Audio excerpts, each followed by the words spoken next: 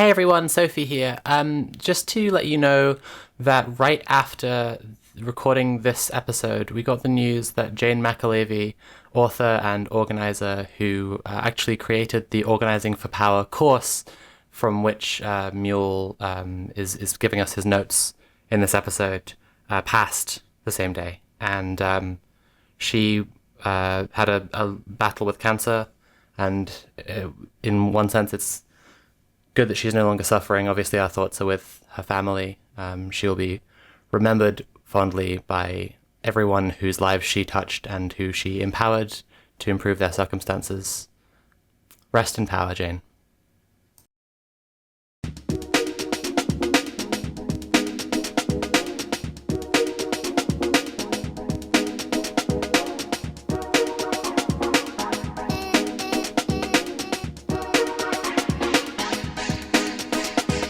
So, the other day, I was walking through town with a Conrad, and we were on quite high because we had just had a very successful housing assembly that I'm going to talk to you all about in a bit.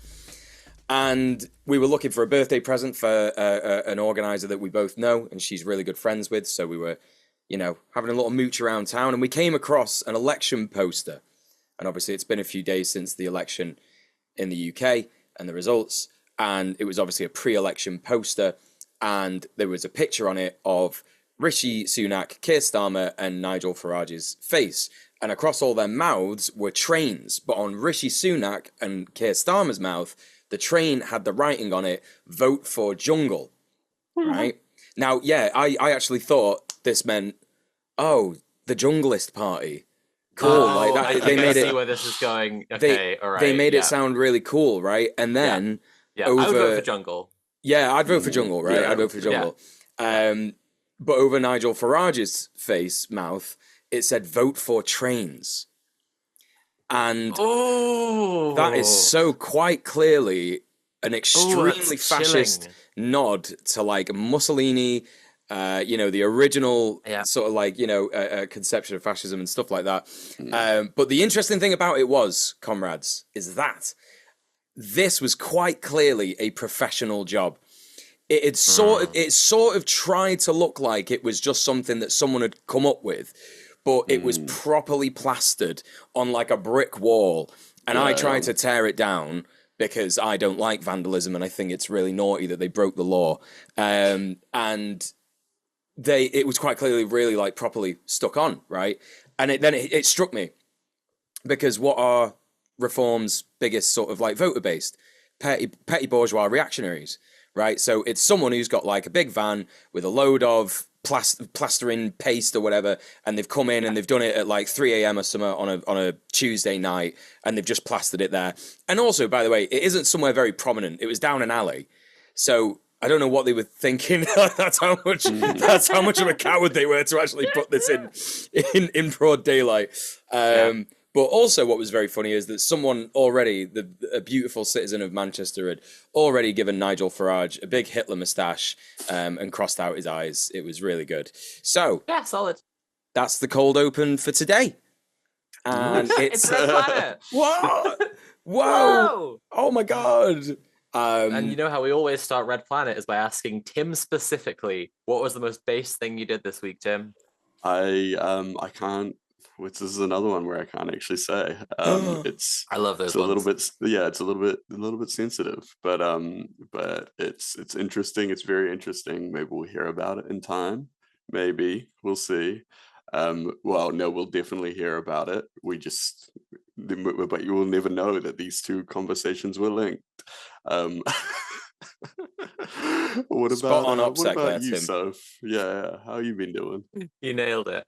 I've been doing pretty good, to be honest. My girlfriend took me to France for a little holiday. Haven't done much based stuff. I can say I had a cool time being in Marseille. Marseille is a beautiful, beautiful place. It's like the gayest, sunniest, least racist part of France. Whoa!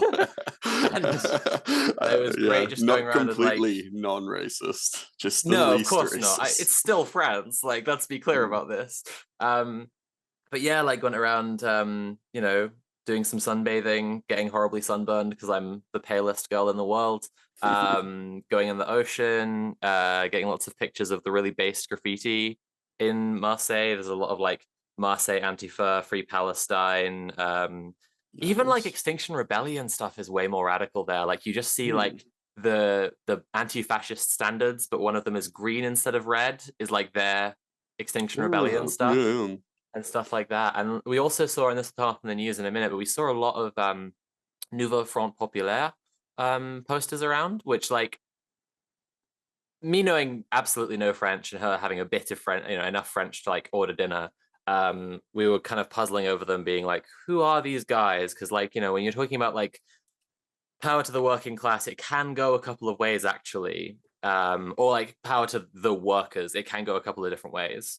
But then like we looked at a few of them and I kept on saying, no, I'm pretty sure they're cool actually. I'm pretty sure they're based. And then we saw one that was a poster that had like two like very visibly femme hands holding hands, and one of them was like brown and they both had painted nails, and it was Nouveau Front Populaire, and we were like, oh, promoting, yeah, like the fascists wouldn't fuck with this, like a lesbian couple and one of them's brown, like this is not, yeah. And then so Front Populaire is going to come up in the news again, and so yeah, had a cool time being in France, had a cool time being in Marseille. Someone in my family said that when she was a student in the 70s, her friend did her year abroad in Marseille and found it scary. And so I was like, I think I'm going to find it really cool then. yeah. And I did. Absolutely. And I'm back and spent a bit of time with my other partner, and that's basically been my week. So like I say, not too based, but it's based to relax, pals. Listen, comrades, it's based to chill the fuck out. But Mule, I'm sure you've done actively based stuff. You tell me about that. It's always really embarrassing me because it's like there's like a joke that I'm always doing the most stuff, and this is just ridiculous. I've done a lot of stuff in the last week, so I'm not gonna pull any punches. I've done loads of stuff. That's what's going on. So first thing that was really cool is I ran for chair of GMTU. So I've been elected chair. There are actually 2 chair positions, so I'm technically co-chair, but while there's only one of me, I'm chair. So yeah, I was elected chair, and so what comes with that sort of position in GMTU, because it's quite a flat organization, is just essentially making sure that the committee runs quite smoothly. And obviously the central committee is like it's the foundation really of the structure of the org and how it operates, and we sort of like make sure that the organization has democratic structure, make sure that it has complaint structure, make sure that it has sort of support stuff in place for other members of the committee and what have you. So a lot of what I do is actually just like having one-to-ones with people, supervising staff, making sure that they feel like they're directed properly and all that kind of business. And obviously I do have to do some like, some kind of like public stuff. Like, for example, we went to Cooperation Manchester, which is like a big, attempt at bringing together all the base leftist organizations in Manchester. It was really, really good. I did a little speech there talking about GMTU, why you should become a member, what kind of stuff we do. We also are doing we might be starting a big new anti-gentrification sort of anti-house washing campaign.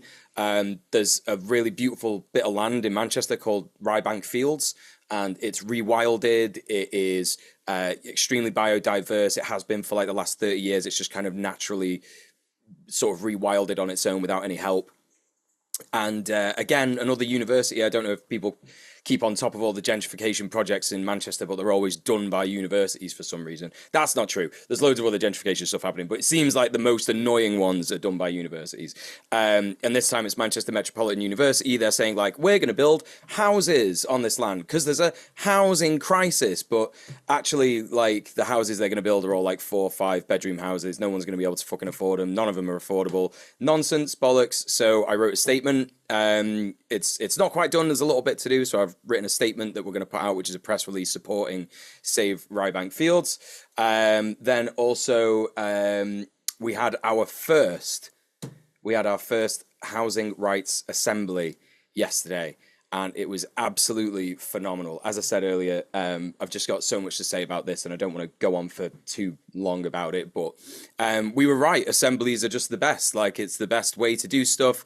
So kind of what happened was, as always, when an event goes really well, but you've not done it before, we were sort of there at the start, like me, my comrades Connor and Kate, and we were sort of sat there going like, yeah, well, if no one turns up, we can have like a good reflection session at the committee meeting, and, we could talk about what we could do different next time. I'm sure there's lots of things to do. And I ran off to go and get the banner from my house because it was around the corner from where I live, because I forgot it. And then when I came back, the room was just full of people. There was like seven sort of like different people there. And then while we were chatting again about every members like issue, some others came in, and it was really good because of the diversity of people there, and everyone was there to sort of hear everybody's story, and things just got like progressively worse. So you had like a couple of people in private renting accommodation where they're saying things like, oh, well, I've got a bit of damp, I've got a bit of mold, my electricity bills are really high, and it's the landlord's issue, like he needs to sort that out. But then as things progressed, we ended up speaking to this social tenant, bless her. She was crying basically because her situation was that bad. Like, she really found it hard to just not cry and talk about it. So, we're talking about a flooded gaff. The inspectors had come in and said, this is just so bad. It's actually impressive that you didn't die while you were living in here and stuff like this. And she's like got a baby, and it's, oh my God. So it was great because, we were able to help and give advice and support this woman and her family, but also like the other members who came who were like talking about their issues, and we gave them all the tools to deal with their issues. And it sort of like, I think it like sort of slotted together quite easily, and they clicked it and they were like, oh yeah, this is going to be dead easy. I can just do this tonight. But then they saw how much this woman's material conditions were affecting her and her family. And I think that was really good in terms of radicalizing people and making them aware that like, actually, like, being in a union isn't just about like me coming to a place and getting my problem fixed. It's actually about like coming to a place and going, oh my God, I think I'm having a fucking bad time. Have you heard of this? And then they'll become empathetic towards it, and they will hopefully support her and join the campaign that we're that we're doing to support people in the housing association that she rents from. So it was really successful, absolutely fantastic. Just like, I can't even begin to tell you like all the things that we were saying in our episode about assemblies and why they're good for organizing. It's true, all of it, the force, everything. It's about family. I don't know, Star Wars references. But that's that. No, it's amazing. You sent me a really excited voice note about it right after you were like, I'm going to talk about it on the show, but I need you to know right now, this is the coolest fucking shit. And I sent Mule back a note, and I said like, this is it though. Like, when we do this stuff, like when we identify this is the thing that needs to happen, and then we do it, right? It takes us to this new like frontier in organizing, and it's so fucking cool because it is a process, and it is a thing with stages to it, and stages of consciousness raising and awareness. And we talk about consciousness, right? And it's like, that's because your social organism is a body, right? And it needs to become aware, it needs to have a mind. And you're gaining a mind when you get that kind of democratic access to this stuff. And that's the thing, those people coming into that room and then seeing each other and being able to help each other out, like, then you're able to think about like new shit you can do that you didn't even know you could do before. And that's so fucking exciting. Like, sorry, I'm just really pumped about it. Like, it's It's something to be pumped about. Yeah. Should I tell you about the base viewer? You got more about this, or should I go on? Crack on. All right, we've got a base viewer this week. So Steph has told us, I engaged in a little community building / getting to know your neighbors by giving away these lettuces I grew. And that is phenomenal. Yeah, there's the lettuces, if you can see them. Right. There we go, because you might not be able to. Sorry. We want to know what base things you've been doing, like Steph. You can message us on Twitter, Instagram, or TikTok, or send an email to based@redplanetshow.com. Include your name and pronouns if you're cool with that, and we may shout it out in a later episode. But for now, it's the news. Mule, there's some amazing news from the UK this week, isn't there? It's Oh, the best news. We're I'm really so excited about it. What is it? I'm so pumped. It's the best news ever. I can go back to brunch because Keir Starmer was elected Woo! prime minister of the UK. Yeah, so Labour won in a landslide in the UK general election, which is nothing to be surprised about or happy about No. because they were up against the worst government in possibly the last 100 years in this country. You would have to be, I don't know, completely politically unaware and to lose. I don't know. I don't know what you'd have to do to lose, actually. Like, Yeah. you'd have to do quite a lot of bad organizing and bad campaigns. And Keir Starmer Yeah. did his fair share of like bad organizing and bad campaigning for this Day campaign. before the election, he said that trans women shouldn't be able to piss in the women's bathroom. He didn't support Palestine when there have been massive Palestine solidarity protests. It's Did you hear about honestly. Did you hear about the Bangladeshi comment? Go on. He said that he specifically said that there is a problem with Bangladeshis coming to this country, which is literally like 1970s level BMP racism. And you know, it's just mind blowing because there are. So I've seen. I said back to brunch, and you know, our American listeners are probably thinking, "There's no way that Brits are as bad as Americans when it comes to electoral politics." And I regret to announce that you are incredibly wrong. We you know, invented being bad at electoral politics. Yeah, we merely gave adopted you being shitty with electoral politics. We were born in it. So yeah, we basically like, you know, there's been a bunch of people who have been saying things like, so I saw today that the news today was that Keir Starmer had spoken to Bibi Netanyahu and said, "Oh, please do a ceasefire," and also he spoke to Mahmoud Abbas, leader of the Palestinian Authority, and said, it's important to recognize a Palestinian state. And some of the comments underneath it just made me want to like. I'm not going to say what they made me want to do, but like things They like made me all want to violate terms of service. literally, Pretty like strong. saying things like, "Was this a Trojan horse campaign?" And like, did he just pull off the greatest troll ever? And I'm like, get a brain! What are you talking about?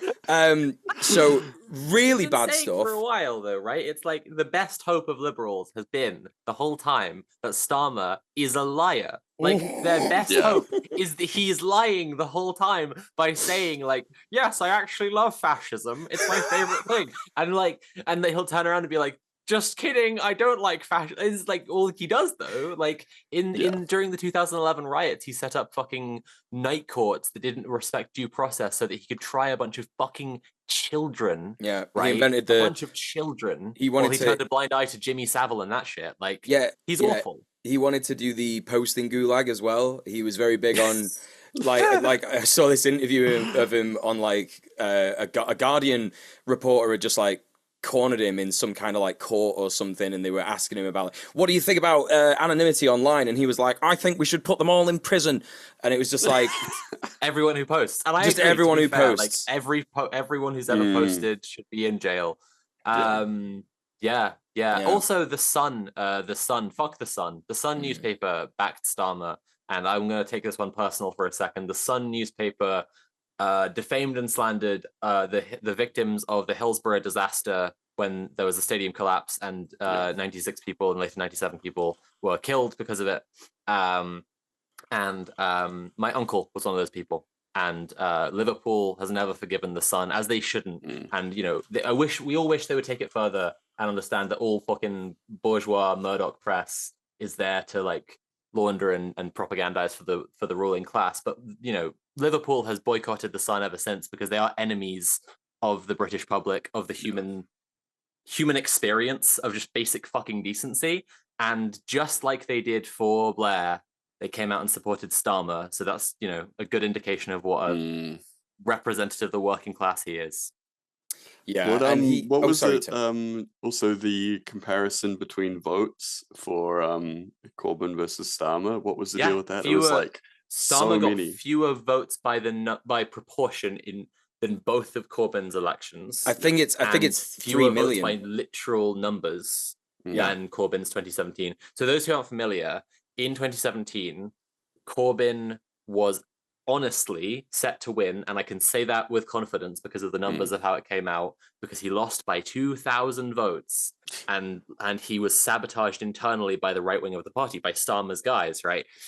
Who did shit as insidious as showing him fake ads, pretending to him that like the ads he wanted to be being run were being run, while actually running different campaign ads and shit like that, right? Like actually trying everything to sabotage him. And Theresa May was like hiding. There was a bit where she like hid. Did she hide in a fridge? Like, no, that was Boris Johnson. No, Boris hid in a fridge, but she ran away all the time, and she was refusing to debate him, and like she wouldn't do shit, right? And it was because she knew she was cooked if she tried to talk to him about policy. And then he lost by that much, and it's like the voter turnout has been so low this time, and it's like it's just the same. It is just the same as it is. Like it's doing my head in because it is just the same as Biden Trump last time. Like it's just electoral politics is just drawing fewer and fewer people because people don't give a fuck because they recognize what a farce it is. And then only people who show up to stop the fascists being in. Like that's the only concern. I think the actual number of like total votes that Keir Starmer's Labour Party got, like as a party as a whole, like all his MPs, was 3 million less votes than Jeremy Corbyn's Labour Party. Yeah. And like 3 millions it's so many. Yeah, the population of the UK is 60 million. That's five. Yeah. What is that? 0.5% of no. I've got that backwards. Whatever. It's I don't know. I think it's 1%. No, it's 5%. That's 5% of our population. That's crazy. I think so. Well, it's even more of the electorate. Like the actual people who register to vote. Like when you think about how like how much that means in an actual election, like that's like wild. Like so many elections come down to like smaller margins than that. It's like, yeah. I did have an interesting conversation with another organizer that was saying something along the lines of having someone as sort of milquetoast and reactionary as Starmer, like obviously milquetoast on a lot of different policies, but reactionary on quite a fair number of them. This sort of like neoliberal, very like centrist, right, neoliberal kind of politics, but like framed as being the left party. Is kind of historically something in other countries that have led to more leftist organizing, more than there would be under like a conservative austerity kind of government, because it's kind of, I don't know, it's more angering for people who are involved in electoral campaigning. So more of those people more than came from the Corbyn campaign years who went into organizing after that that's basically what people are saying. Like people are saying it's going to annoy people that he's lying so much, and they're just going to end up doing more organizing. Basically, a lot of people who are doing campaigning with for Keir Starmer are actually doing a lot of sort of revolutionary stuff already, which sounds a little weird and counterintuitive, but the real world is weird and counterintuitive. I can literally tell you that there's 2 tenants union members that I know who have done canvassing for Keir Starmer's Labour Party. So that's that. But Tim, why don't you go ahead and tell us what's going on in the Caribbean? Well, so some of you might have heard about the tropical storm Beryl, Hurricane Beryl. It was previously a Category 5 hurricane, but now it's a tropical storm. I don't know what the distinction is, but it impacted the Caribbean and Yucatan Peninsula. So at the moment, like it's swept through there and destroyed a lot of the area already, heading towards Texas. And it's currently they're thinking that it's about to re-intensify. So when it hits land along Texas tomorrow for a lot of people, that it's going to be really bad. But as of early Saturday, Beryl was 495 miles southeast of Corpus Christi. with 60 miles per hour winds, and I'm thinking that it's going to go back up to a Category 1 hurricane, possibly Category 2 by the time that it hits land. So yeah, the National Weather Service advises preparation for potentially stronger Category 2 impact, which it has much higher risks of like damaging winds and a life-threatening storm surge, which is, you know, when it just kind of comes through in a big, like almost like a wave. So a lot of the Caribbean got hit really, really bad. A lot of people hurt, killed, and displaced. Luckily, the island of Mystique, which is predominantly kind of like a resort island. It has really good recent like infrastructure. So because the infrastructure was unaffected there, they were actually able to use it as like kind of like a supply point, and that's where planes and stuff are coming in and out of. Yeah, so there's a lot of damage reported to a lot of the other islands around there, but they're using Mystique as kind of like a staging area to kind of help rebuild and resupply and everything. Yeah, and it hit Tulum on the Yucatan Peninsula when it was still a Category 2.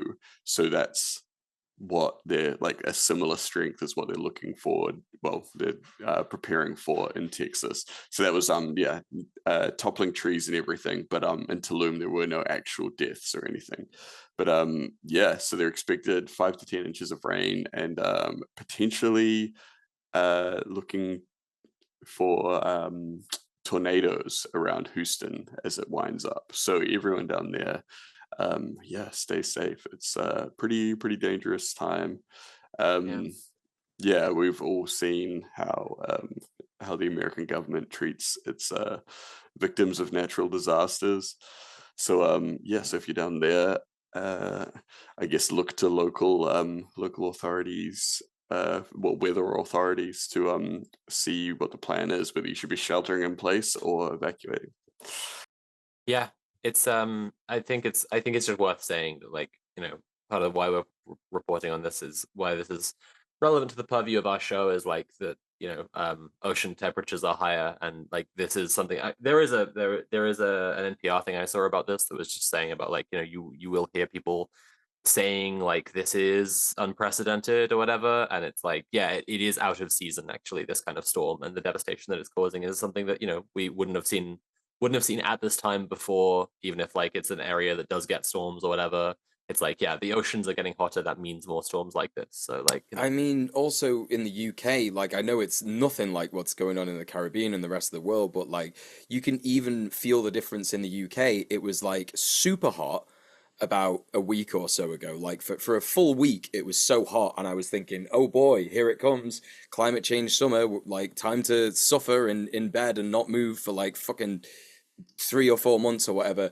And then it just went really cold again, and it has not stopped being cold. It's not stopped, and this is like bizarre. Actually, it's bizarre. It's worth. I mean, it's worth saying always that like unpredictability is one of the deadliest things that happens with is happening more and more with the weather because of climate change. Is that we have actually been able to understand the weather fairly well, and like it won't just be extreme, but it will also be extreme and just swinging around all over the place. Yeah. Anyway, so France, let me tell you about France. We've got some more electoral politics news, boo hiss, but it could turn out to be a children cheering and clapping .mp3 sound effect instead, because French election polls suggest that the New Popular Front, or Nouveau Front Populaire, left-wing coalition may take power, may have the majority of seats in the French parliament in the ongoing snap election. And that is just polls, and it's from like minutes before we started the show. So it'll be an interesting one to check back in on next week, and we'll see what happens. But basically, yeah, this is pretty interesting. So like, as I said, I didn't know about the Front Populaire or the Nouveau Front Populaire before going to Marseille, but we saw a lot of posters for them around and had to like learn about them on the fly.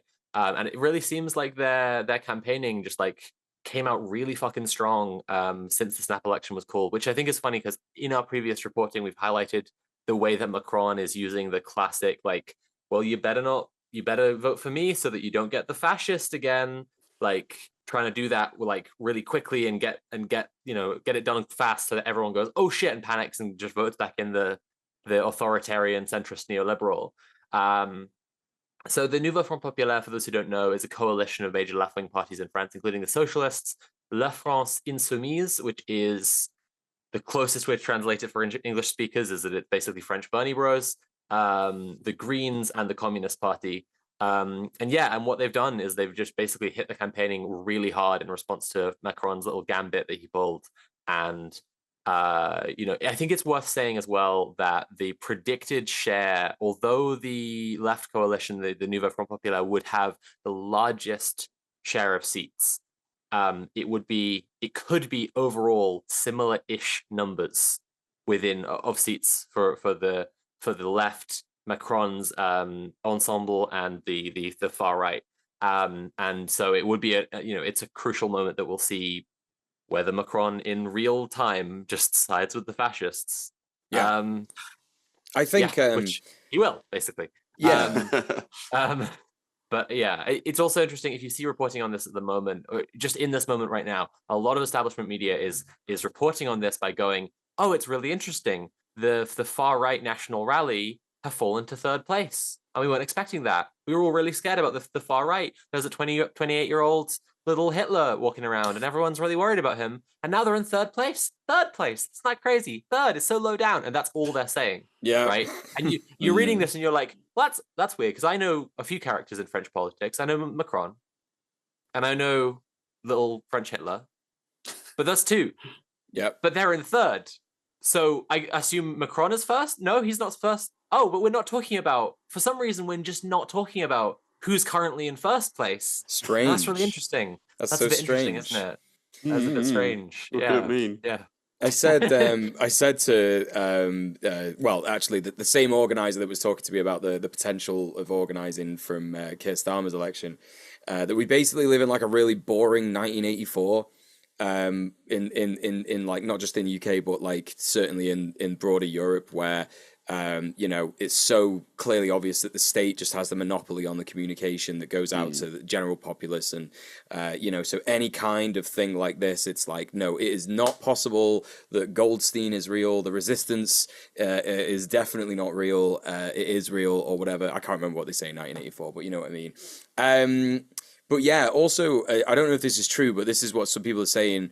The name Popular Front Nouveau, or whatever it is a reference to the old Popular Front, which is an electoral alliance that included communists which ruled France in the 1930s in order to prevent fascism winning an electoral majority, which it might be what they've done again. Yeah, could be exactly. I mean, it's and I think that imagery has been evocative for the people of France. Jay from the ZAD sent me a little thing actually during the week of a coven of witches. I don't know if they're involved in them. It was kind of funny. They sent a picture and everyone's faces have been blanked out in the picture because they're doing good OPSEC for their spells, which I thought was really good.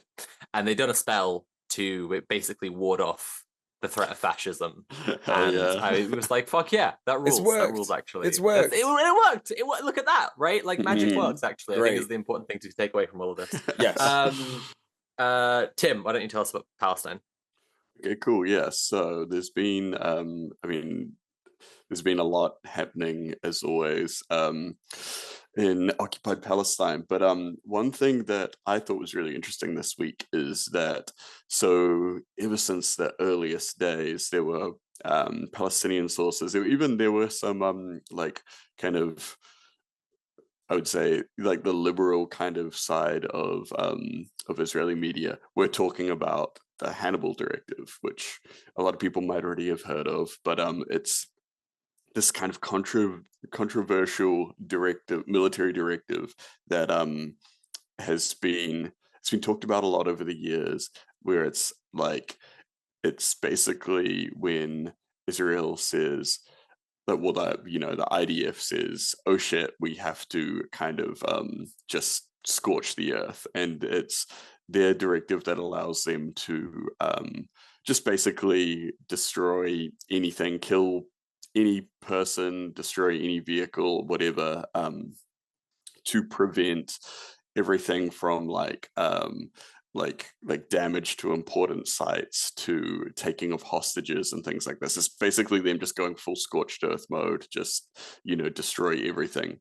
And so now there has actually, so from the early days of the recent kind of escalation in the conflict, there has been talk of people saying like, this is a Hannibal directive, this is what they were doing. Of course, there was always also the controversy about Israel firing on their own civilians and firing on the kibbutz themselves with their tanks and all the vehicles along the highway with the helicopters. And they were saying, no, they didn't do that. They blah blah blah. It was just really confusing or whatever. But now there's a report by Haaretz, the Israeli media company, that have actually proved that the IDF did issue the Hannibal directive on that day, and basically told all of the IDF people there at the time that they were supposed to do whatever it took to make sure that no vehicle returned to Gaza with hostages. No hostages were supposed to go back to Gaza, which meant that they were encouraged to destroy any vehicle or anything that could even be a hostage going back to Gaza, because the goal was for those hostages not to be taken as leverage. It was better for them to die before getting back to Gaza than to be a hostage in Gaza, which could be used, obviously, as that leverage.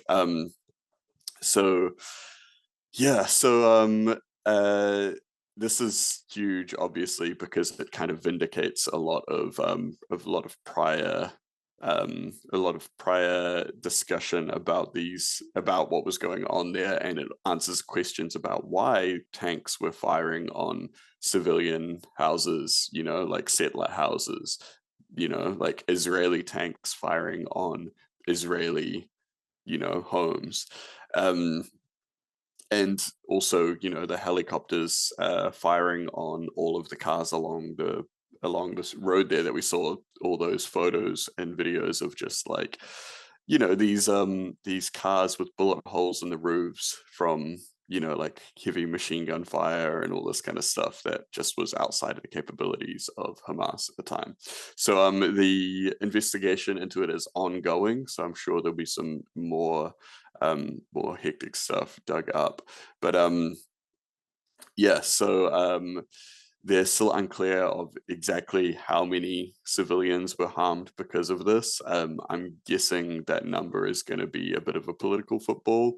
And I don't know if we will ever actually know the truth to that.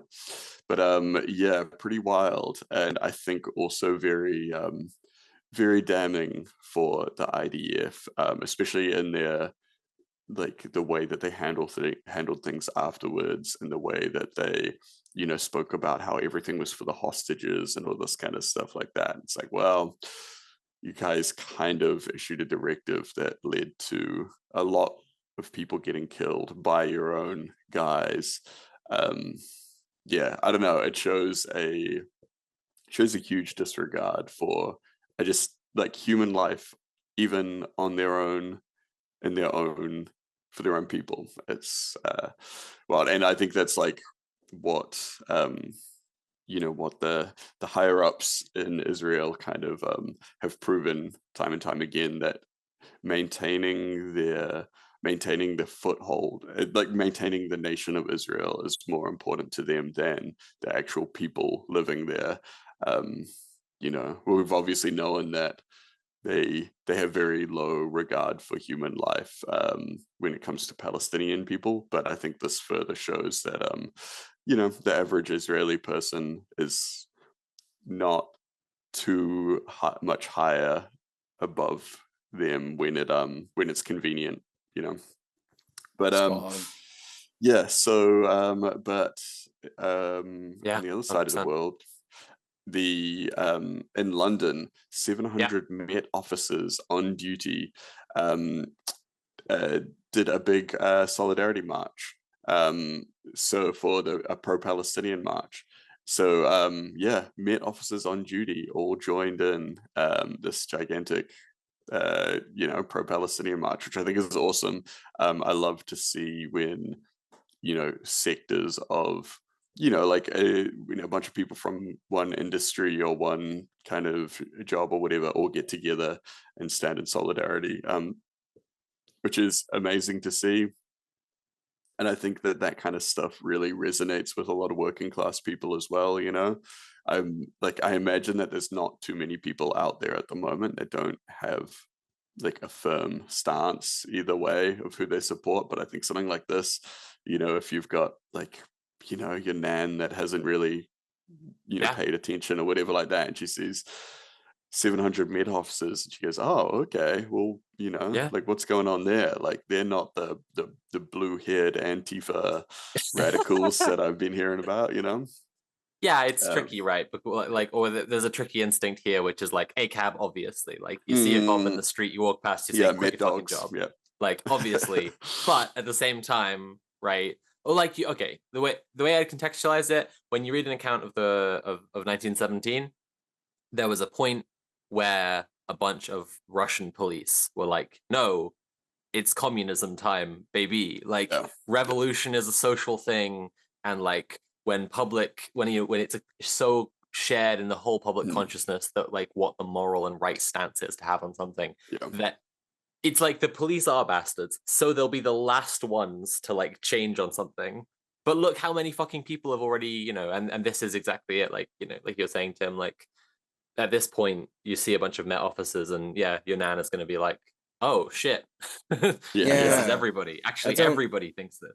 I don't remember if I mentioned this on Red Planet or not, but one of my good friends got assaulted by the police at a pro-Palestine march in Manchester. I think we might have even reported on it, but I just remember what he said about it, in that like he saw this one copper who was a woman, and she was like in tears. She was just like she wasn't getting involved in beating people up. She was just like crying and trying to hold it, like really trying to hold it together.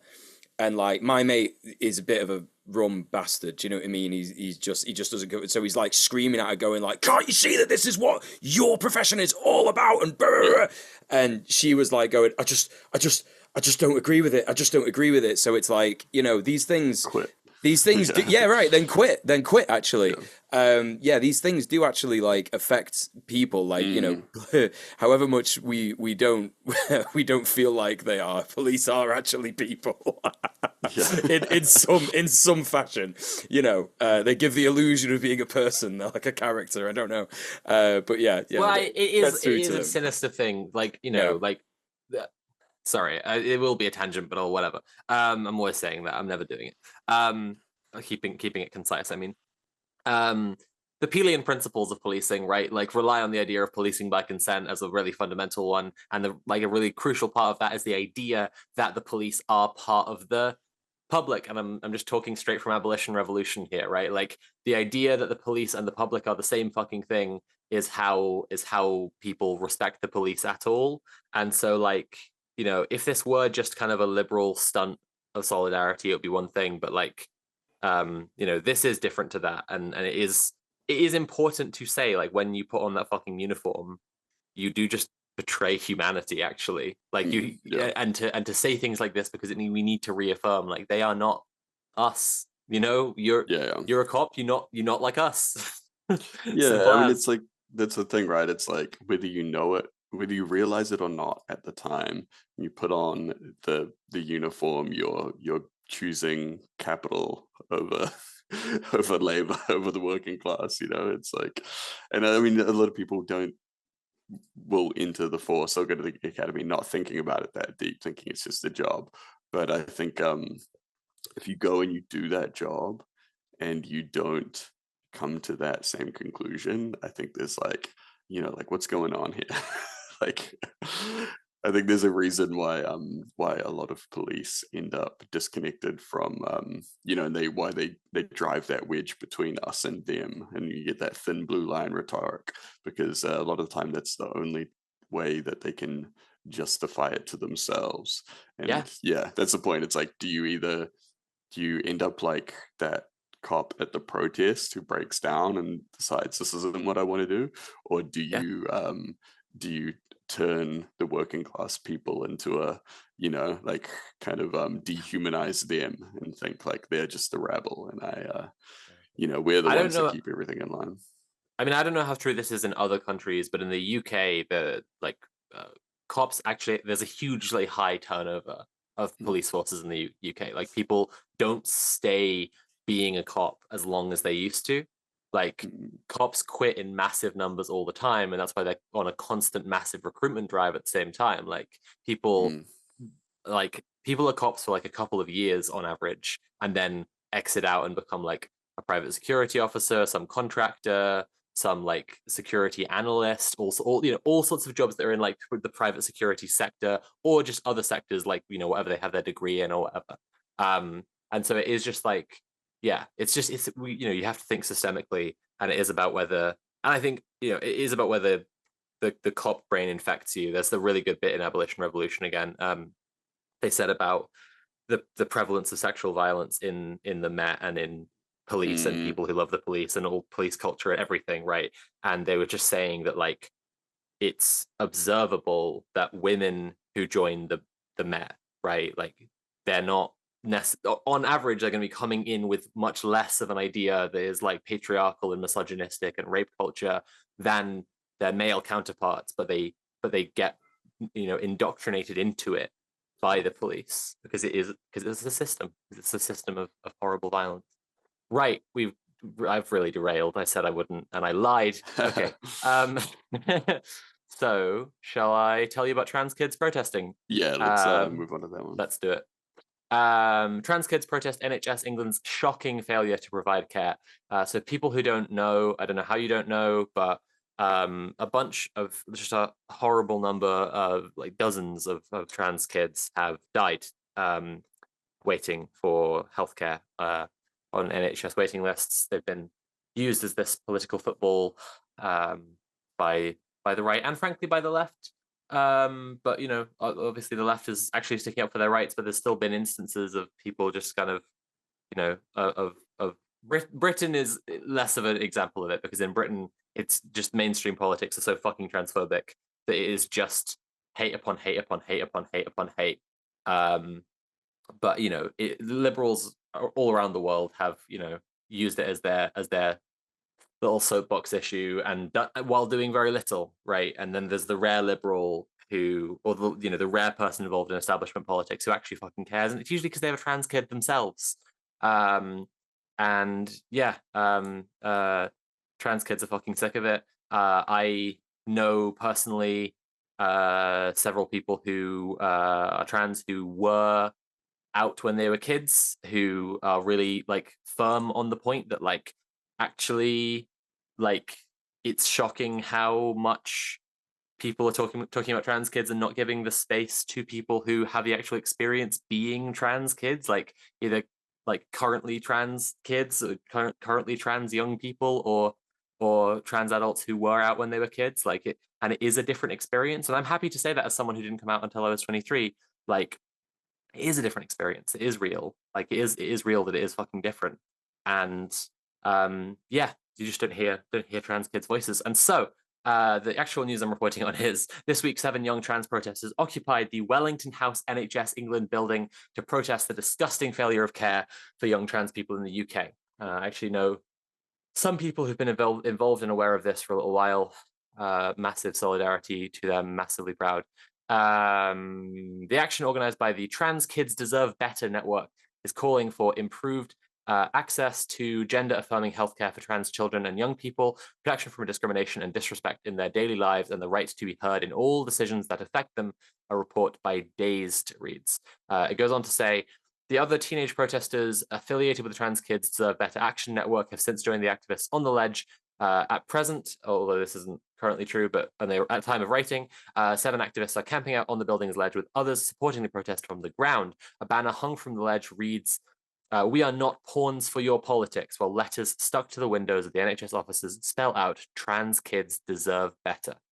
Trans kids deserve better says this on their own website about their mission. We deserve equal access to gender-affirming healthcare. To delay care to a trans person is to deny it. We don't have time to wait. Secondly, we should be able to give informed consent to our own treatment, just as any cisgender young person already can. We deserve to be treated with respect in all areas of life. We are human beings and should be protected from misgendering and dead naming at all times. We deserve to be heard in all matters which affect our lives. We should not be used as political pawns and must not be made a spectacle for the benefit of politics or the press. Too fucking right, and good for them. An incredible display of direct action there, actually, by a group affected taking on the system that is affecting them. A lot to learn from the actions of young trans people there. Mule, do you want to tell us about some comrades of the show? I do. So Palestine action, I think this is something that we've definitely neglected since the beginning of the current wave of displacement of Palestinians in Gaza. And I think that we should really mention, at least now at this point, that Palestine Action have just been doing so many actions, so many incredible actions. I'm sure that most of the listeners and watchers of our show know about Palestine Action. You're following them on the social medias, and so you're seeing all the great stuff that they're doing here in the UK. There's actually a Palestine Action France now and a Palestine Action US, which is really, really good. And yeah, mainly Palestine Action UK have been doing so much in the way of shutting down Elbit factories. Obviously, we had Drew on to speak about his action back in, I think it was February or January. He is, by the way, I think, like, not being looked at in terms of his sentencing anymore. So sort of like touch wood that is still the case. I spoke to him, I think a month or so ago, like a month and a half ago, and that was the case. So solidarity to Drew. Also a member of GMTU that is like an incredible actionist, supported us with eviction resistances and stuff in the past. Has also been released from prison because they were basically held on remand for destroying. I can't remember what it was. Basically taking part in an action that is like either at the Shenstone or Doncaster factory. I think it might be that they were being held in Doncaster because they did the action at the Shenstone factory, where basically there were like a bunch of tiles removed and stuff like this. So very, very, very interesting stuff. Obviously, it ruined all the horrific baby killing machines inside. So yeah, huge solidarity to Pal Action comrades. There are obviously still Palestine Action comrades who are like, under the threat of being sentenced, under suspended sentences, not being given bail, still inside. So always a good opportunity, I think, to remind people that you could go on the Palestine Action website and you can support Palestine actionists who have taken part in actions, who might be suffering in those ways. Send them a letter. It's absolutely huge for prisoners to be sent letters from people on the outside. So yeah, please use this opportunity to do something similar. But that is the end of the news segment. Well done, everyone. We did it. We got through it.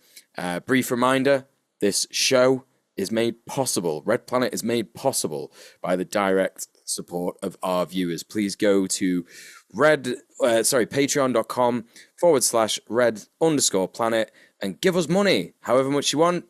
It's up to you, but make sure it's a lot.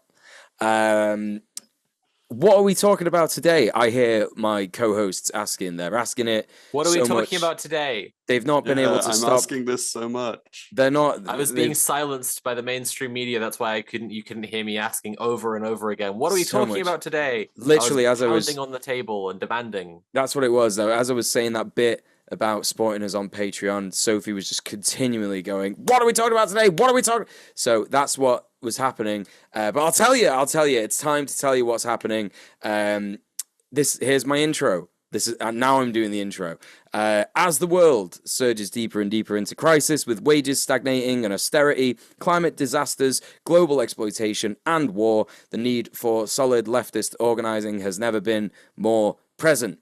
In today's episode of Red Planet, I'll be running through a training course I went on called Organizing for Power, which was created by Jane McAlevey, an incredible activist. Has done stuff for over 40 years, I believe. And it was supported by the Rosa Luxemburg Foundation. So I was very, very lucky to take part in this training course. Now, you might be thinking, Mule, I don't listen to this show to go to school.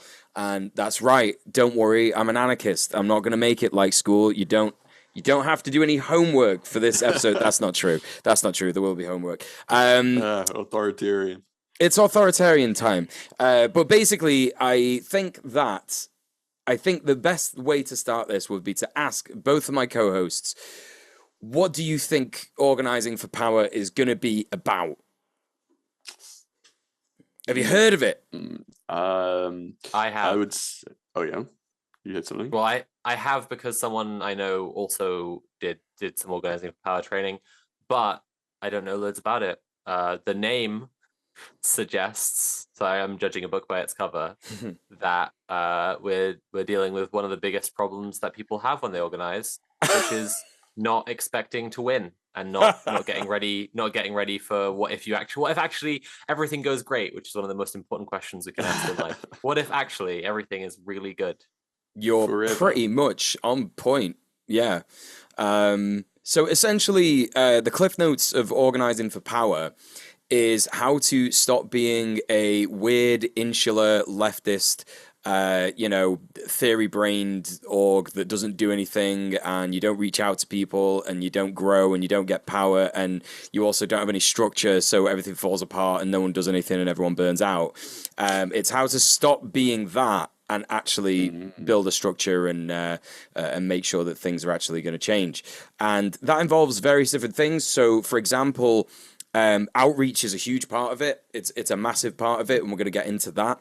It's also semantics. It's the way that you say things, the way that you structure conversations, and the way that you test your structure once it's been established, essentially.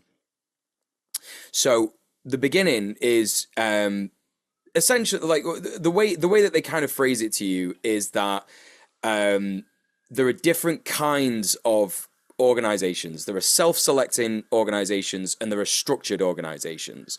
And the way to tell the difference between the two is essentially by looking at the way that they're organized and looking at the way that they have essentially, how they started, right? So, for example, if a bunch of workers decide to come together and go,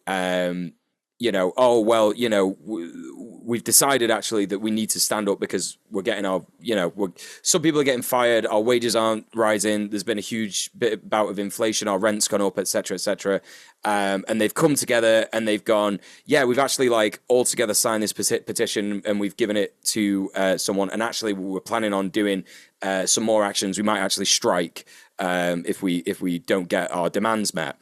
Now, would you say that is self-selecting or structured? That's self-selecting, isn't it? Yeah. You might think so. Oh, we might. Uh-oh. But the structured. We fucked up health. So yeah, One if of it the was classic blunders. So basically, it would be self-selecting if they just sort of gave the petition in, and that was it, basically. Do you know what I mean? In terms of the structure that they're doing is that they're actually becoming a union. And that's what gives it structure, essentially. So structured organizations are not necessarily ones that because nothing just appears out of nowhere. You have to build a structured organization, right? And you could basically give your organization structure by doing a few important things. So making sure that there is democracy, making sure that there is, collective power, and making sure that actually there are future actions in terms of how to sort of further the org and make sure that demands are met. I think that what you have to remember is that self-selecting stuff is kind of normally a bunch of people who get together because they don't like a thing, but then they don't really do anything beyond one action, kind of thing, if that makes sense. And sometimes the actions are kind of a bit basic. I'm gonna come back to this later on.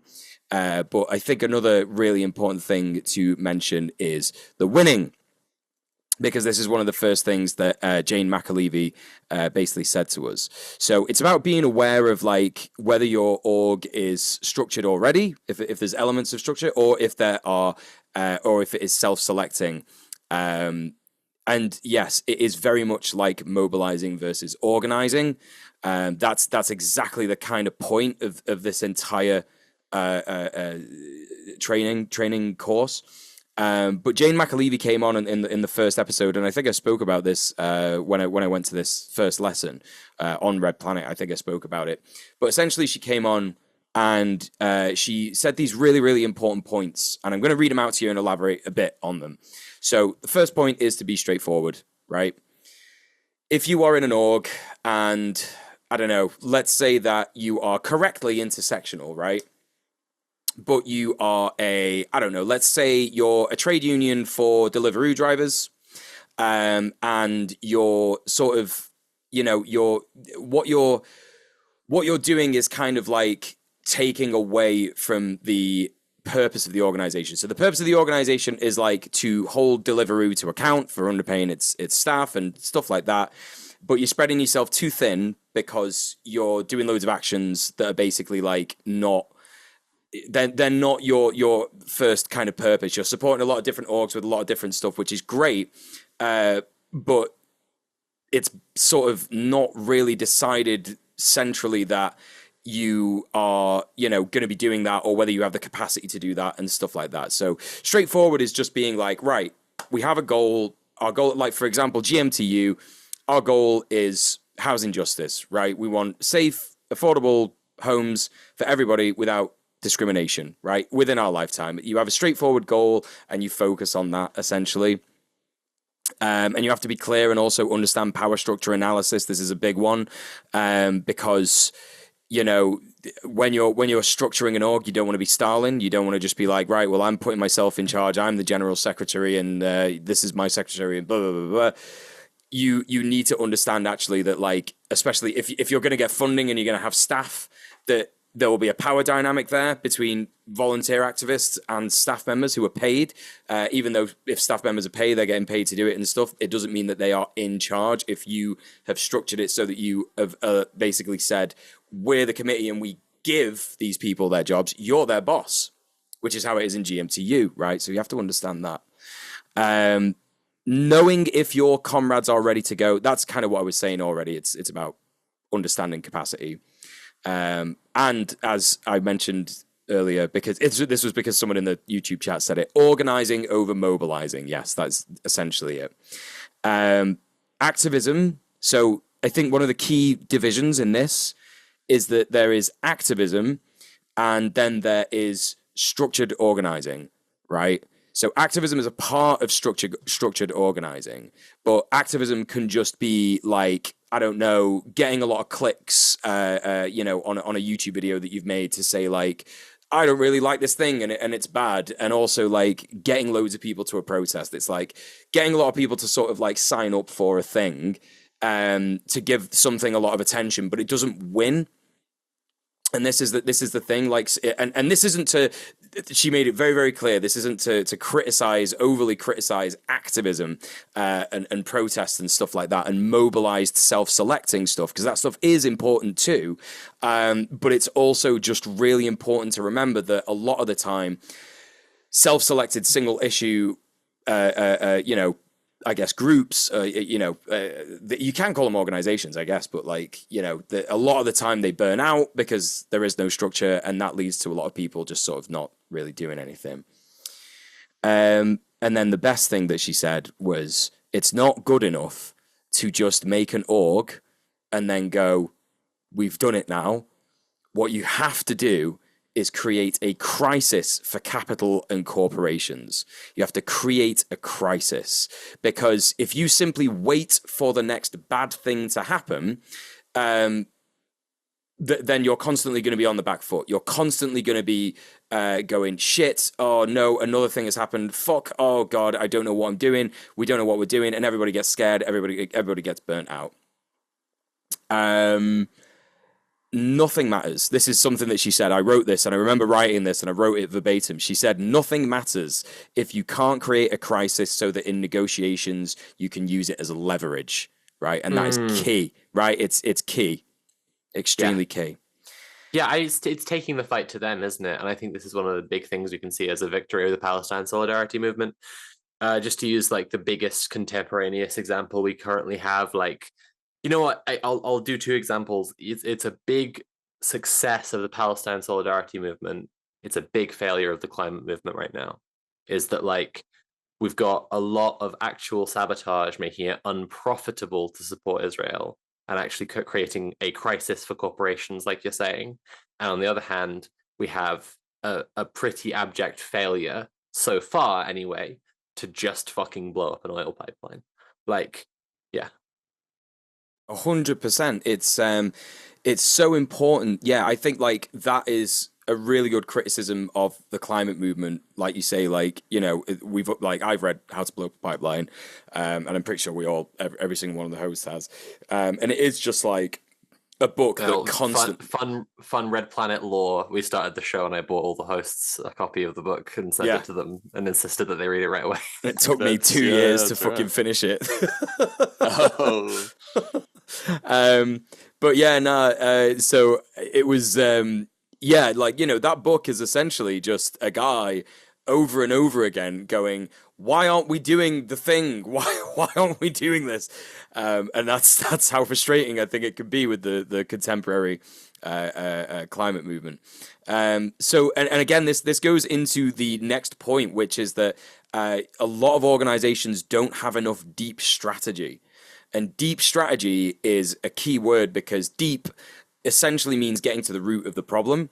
So, for example, with the housing crisis, the root of the problem is not just landlords, but also the legislation that protects landlords. It's the overwhelming amount of power that they have. It's the overwhelming amount of wealth that they have. You know, the roots of the problem as well come from, you know, ideas within society that, you know, it's just okay to have landlords and it's normal and it's fine and they're just like a normal part of society. So, you know, for example, one thing that I think is something that I'm going to suggest to GMTU is to kind of like, with our comms, start to combat that stuff, because this is something that London Renters Union are doing really well. You know, the deep strategy is not just fight and support tenants in their disputes and you know, create a crisis for landlords. You know, that stuff's great, but also it's that propaganda as well. Like the strategy has to be deep. It has to be as all-encompassing as you can, but also within the capacity. So you have to be aware of all this stuff all the time, essentially. But the deep strategy it might not be obvious.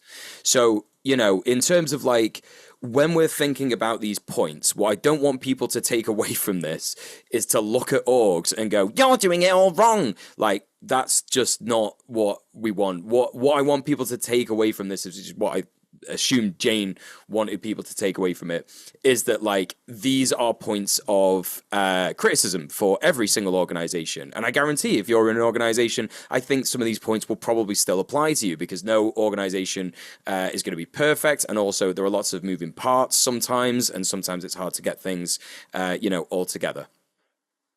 Yeah, I mean, this is why when we talked about assemblies, I talked about this idea of dissolution and reconstitution. Like, it always has to be an organic process. It always needs to be melting apart and coming back together. And that doesn't just mean with the complete dissolution of your org.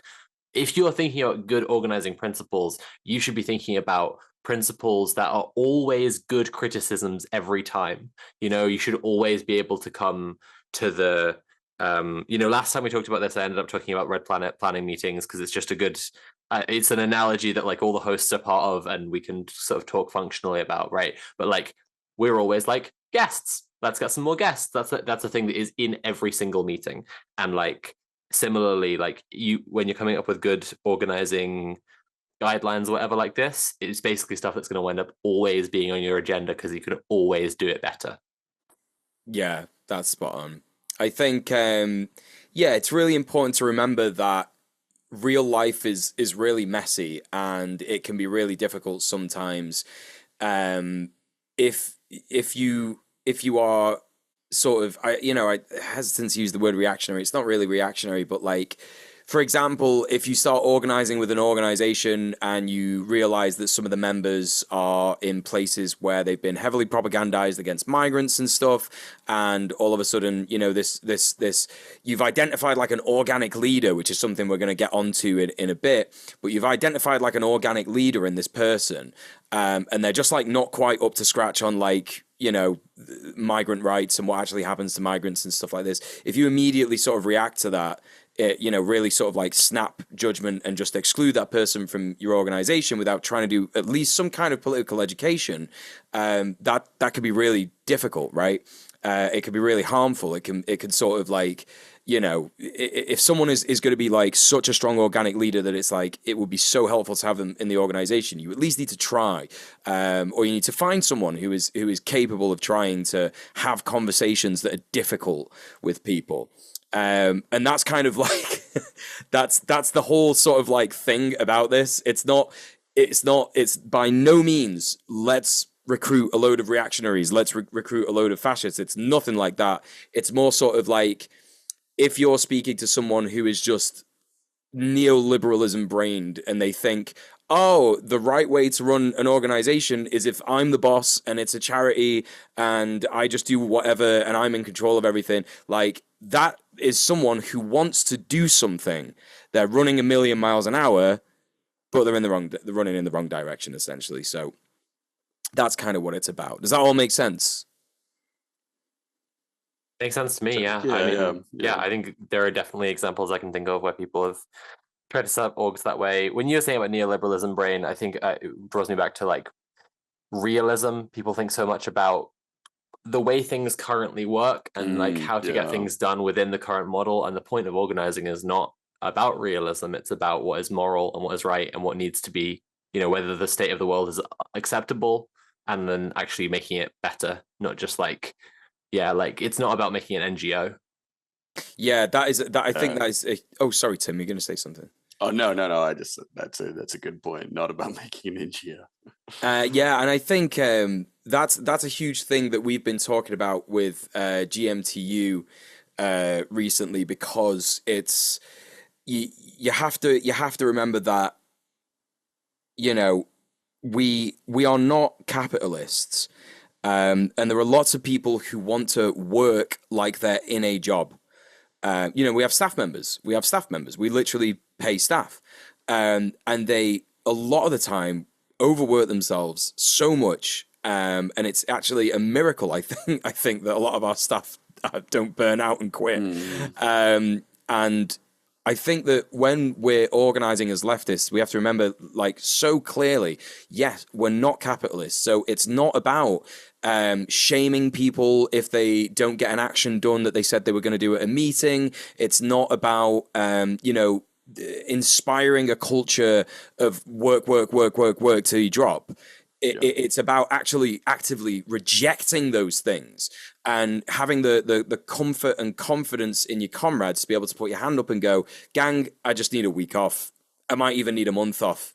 Do you know what I mean? Like, and actually, it's the responsibility of everybody in the organization to facilitate that kind of comfort and confidence in everyone. So yeah, I think that's a huge thing. So let's talk about the next bit. What they started us off on the Organizing for Power training, it was really interesting. They called the section "How to Get the Hard to Get 2/3," right? And 2/3 essentially means a supermajority.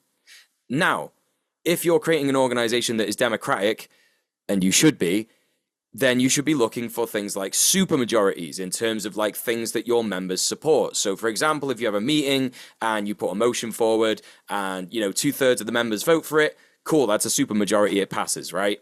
So I think that in terms of understanding what that means, so let's put it into perspective for a trade union.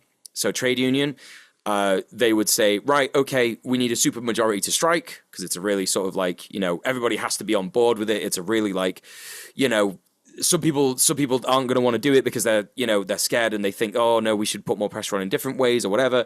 But I think that's why it's important because, you know, it's just like a clear indicator of actual democracy, right? So when you need a supermajority for a trade union, it's going to be things like, okay, supermajority to send this petition to the boss. It's a petition that basically says our demands, right? Supermajority to go on strike. Supermajority to enter into negotiations. This kind of thing, right? And also, you could relate it to tenant unions because, you know, if you're in a place where you can do a rent strike, then you're going to want to get a supermajority for that, right? It's not something to just mess around with and just say, we should do this willy-nilly. It's a serious, serious thing. So in terms of like getting the hard to get 2/3, co-hosts, opening the floor to you, what do you think that might mean? Well, I mean, so the first thing I'd think of is like when you are doing, people are familiar with electoral strategy, right? And it's a little bit like this, like that you can't just sort of blanket, like bomb out, like, I think this, I think this, I think this, and expect a population to respond. You have to understand the population, the community, the way that people are linked together in that. And so like my first thought would always be like, who knows who and who listens to who and how do we, because like it can be the case that literally like if you're talking about an org, there's a union for a specific company, right? And that company has a limited work pool, like a large but limited work pool. There can be as simple as like one guy, and yeah, I think when we've done stuff with the Wobblies before, it's actually usually a woman, not a guy, that literally everyone respects. And so if she says, wow, we should all be in a union, you could get 2/3 as simple as that. Now, in most of the time, that's not going to be the case, right? You're going to need more than just one person to be swayed that way. But I think that, yeah, knowing who people listen to would be my very first thought.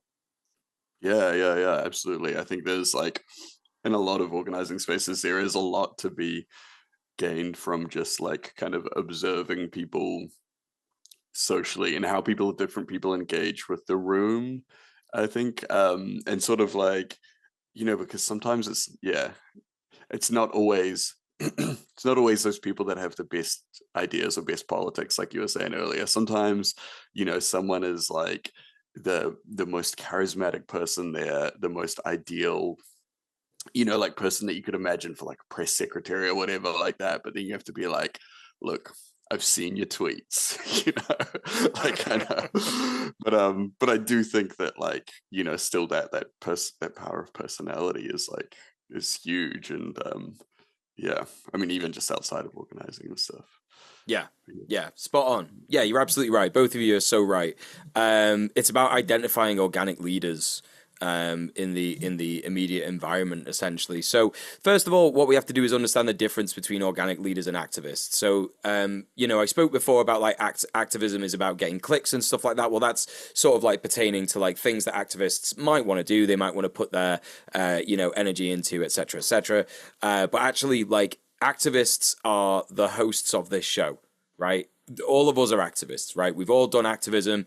We're all theory brained. We're all online. Like, you know, we're if we try to talk to like normal people about the things that we find funny, they'd think that we're scary and strange. And actually, that is how most of society sees us. And we have to remember that. But the difference between the difference between activists and organic leaders is that an organic leader could tell, literally, like Sophie and Tim were saying, like, you know, they could tell a room of people that like we all need to be communists now, and it would work, right? But if an activist goes up to a room full of people and goes, we should all be communists now, they'd all be like, well, he's that weird communist, so I'm not going to listen to him. Do you know what I mean? So that's kind of how that's kind of what it is. That's the difference between activists and organic leaders. So there's also so it's understanding that and then identifying them, but then we'll talk a bit more about identifying leaders in a bit. But it's also about that political education as well. Go ahead, Soph.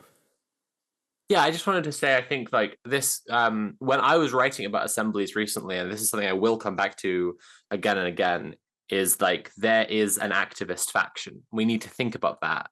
In communities, there is an activist faction, and we are not and I'm saying we because we're the activist faction, that we need to recognize that we're not everyone. Like, it's absolutely crucial to understand ourselves as the community and as part of the community. And sometimes, right, there are people who are activists who are middle class or whatever, and they aren't actually like the working class or whatever in those terms, but identifying with the working class when it's the working class they're trying to help is important, and important to be able to like recognize their own class interests and then fight against them and all of that stuff. It kind of goes back to the Eugene Debs quote where he says, as long as there is a working class, I am in it. While there is a criminal element, I am of it, and while there is a soul in prison, I am not free. Right? It's a bit like that, but at the same time, you have to recognize that you are the activist faction. And when I was writing about assemblies, I was saying that like when the activist faction decide that they're going to speak for everyone, it gets fucked really fast, and fucked in a specific way that like nothing happens. Just nothing at all gets done because there aren't many of us. Secondly, there's a massive barrier to entry. We will have a discussion episode sometime later in the year about the scholar activist, the concept of the scholar activist. And okay, I sometimes show up with having done something pretty based.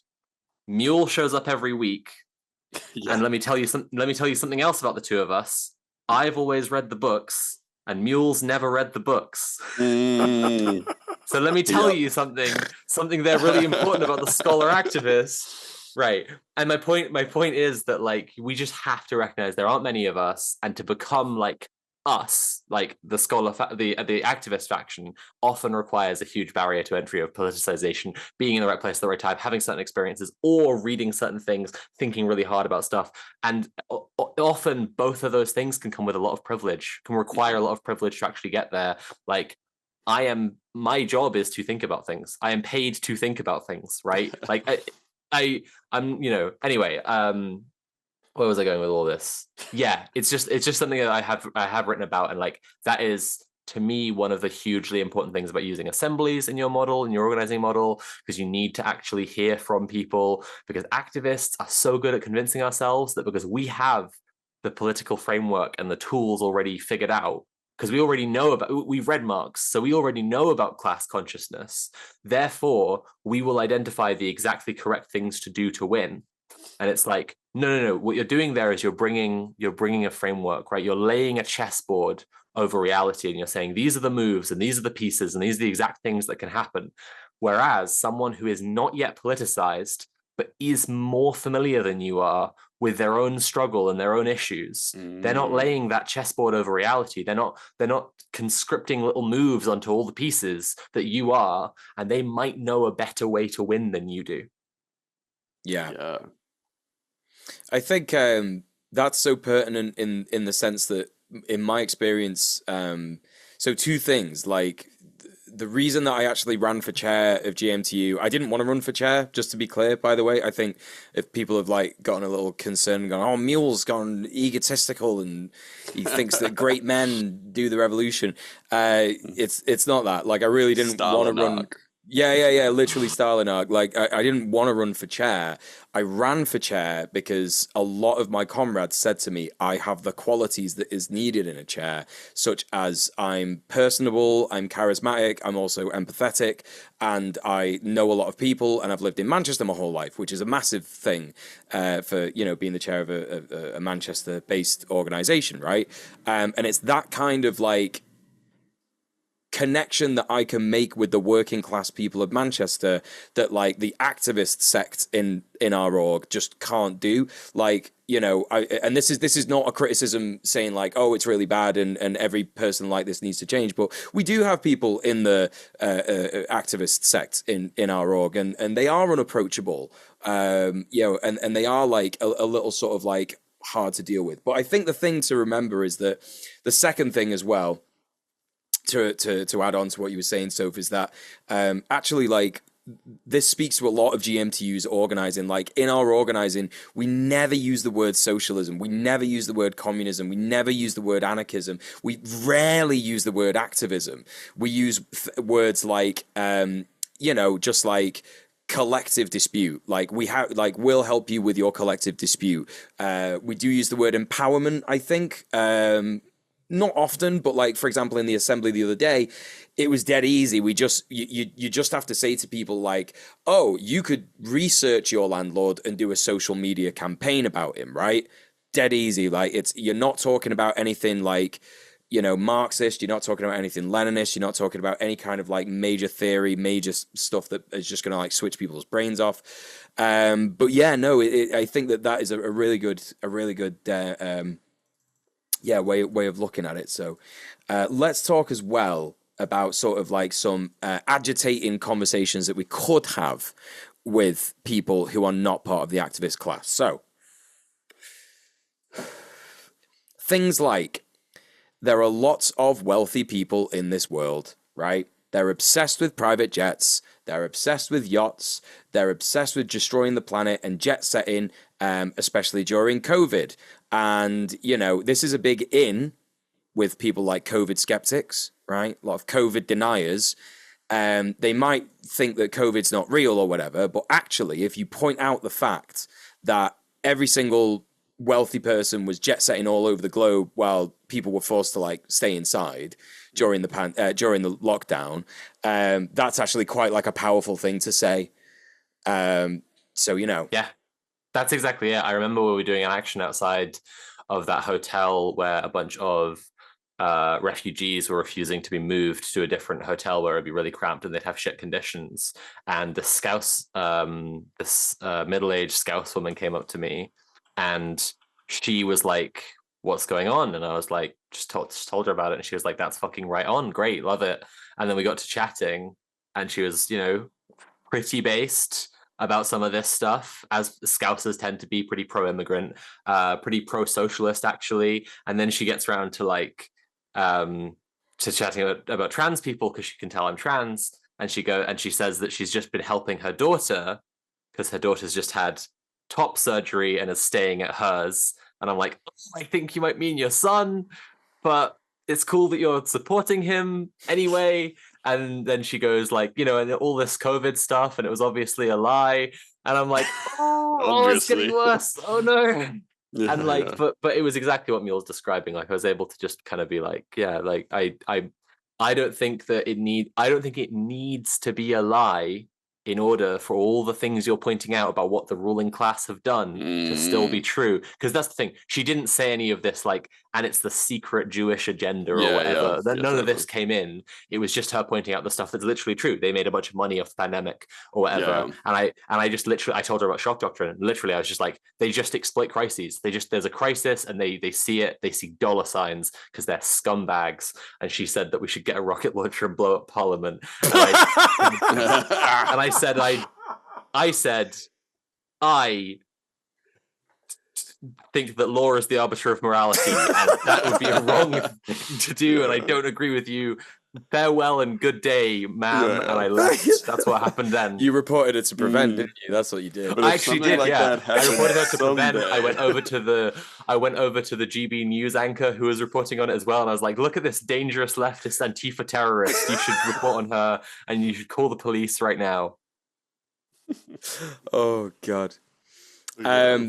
Yeah, no, spot on. I think that stuff is really important, because then you can lead on to conversations like, for example, inflation.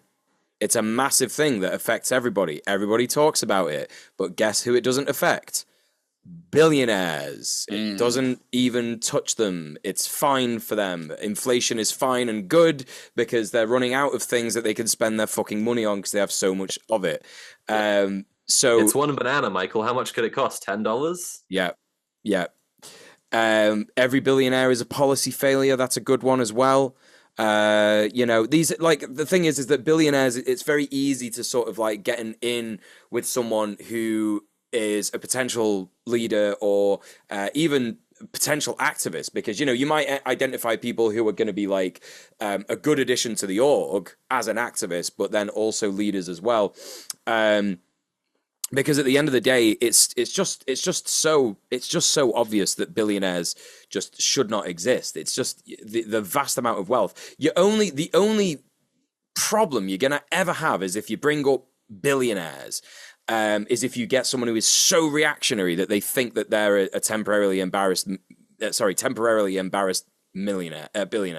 And that it's not even worth talking to them. So it's kind of a really good indicator of like, if someone thinks that billionaires are good, then they might not be right for a trade union. They might not be right for well, because you just gotta, you gotta wonder like, what is the end point here?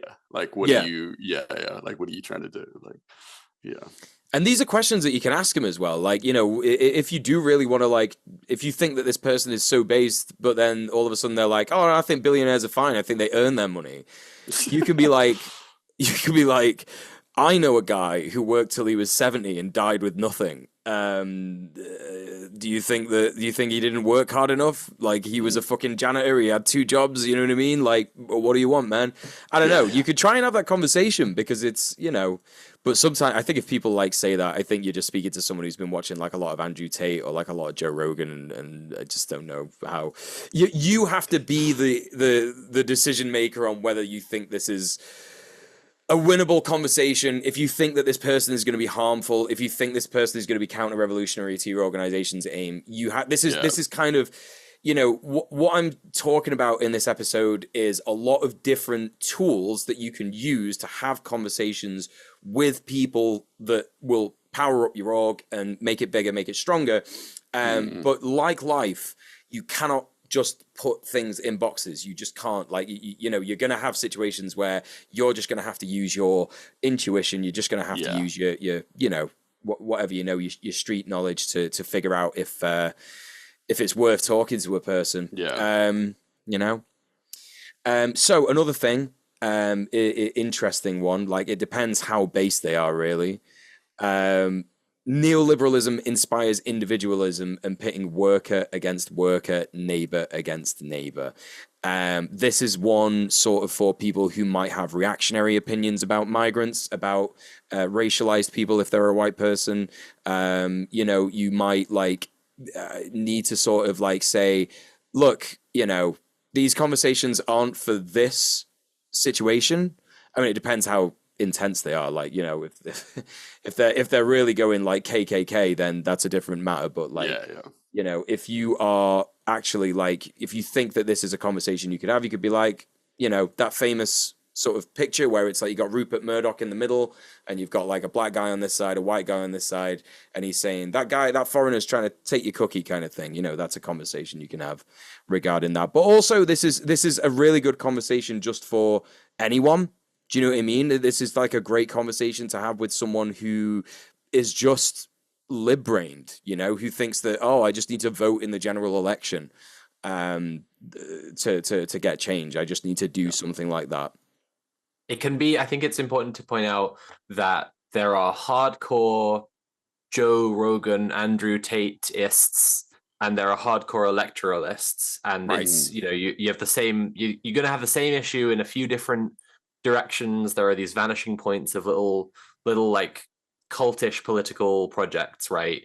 And there are people whose politics are, like Mule said, right? Like the most reactionary politics is loving billionaires, because it's obvious to human beings as a human being that billionaires shouldn't exist. And so if you're like pro-trans or whatever, and you think billionaires are fucking great and helping everyone, it's actually that's actually still very reactionary politics overall. But more often than not, you think billionaires are great, and also you hate women, and also you hate migrants, and all of this stuff. And like Mule just said, there's going to be a cutoff, and you need to judge it for yourself. I think this person's just not going to shift on this. Maybe you're having the conversation and they just become defensive. You can just tell they're just digging in. It's too emotionally important to them. They're not going to listen to you. It's not going to happen. So you go, all right, that's not happening. And the same thing, it's just really important to say, like, there are people who are really lib-brained about electoral politics who it is emotionally important to them. There are a lot of people who it's emotionally important to them to have gotten the Tories out just now.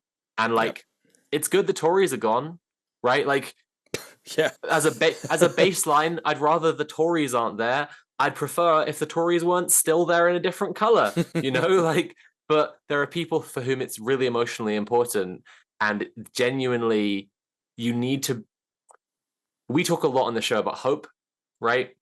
About revolutionary optimism.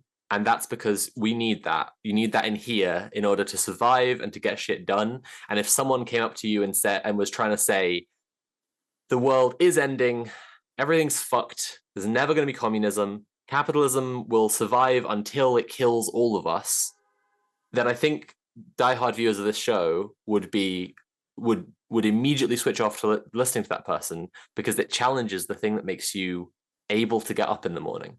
Right. Yes. And you need to remember that if you are challenging the thing that makes someone get up in the morning, if that's the belief they will be a billionaire one day, or if that's the belief that voting for Keir Starmer matters, they're not going to hit. They're just, it's no chance. No hope. Gone. They've already decided. They've already decided anything you say is not. And there might be room for other parts of the conversation, and that person might be able to slowly come over and realize, actually, this thing has to go. But the really tricky thing is that's a big process. That person's going to have that taken out. They're going to spend some time being really fucking sad before they find a new thing that goes there, because it's almost a spiritual like fulfillment. It's really, it's very deep. Absolutely. No, you're spot on with that, because I think that, in the absence of God for a lot of people, especially in the imperial core, people are like, to borrow a quote from, I think, Dennis from Always Sunny. The God hole. Got to fill the God hole. So yeah, it's that, right? But anyway, great point. Absolutely great point.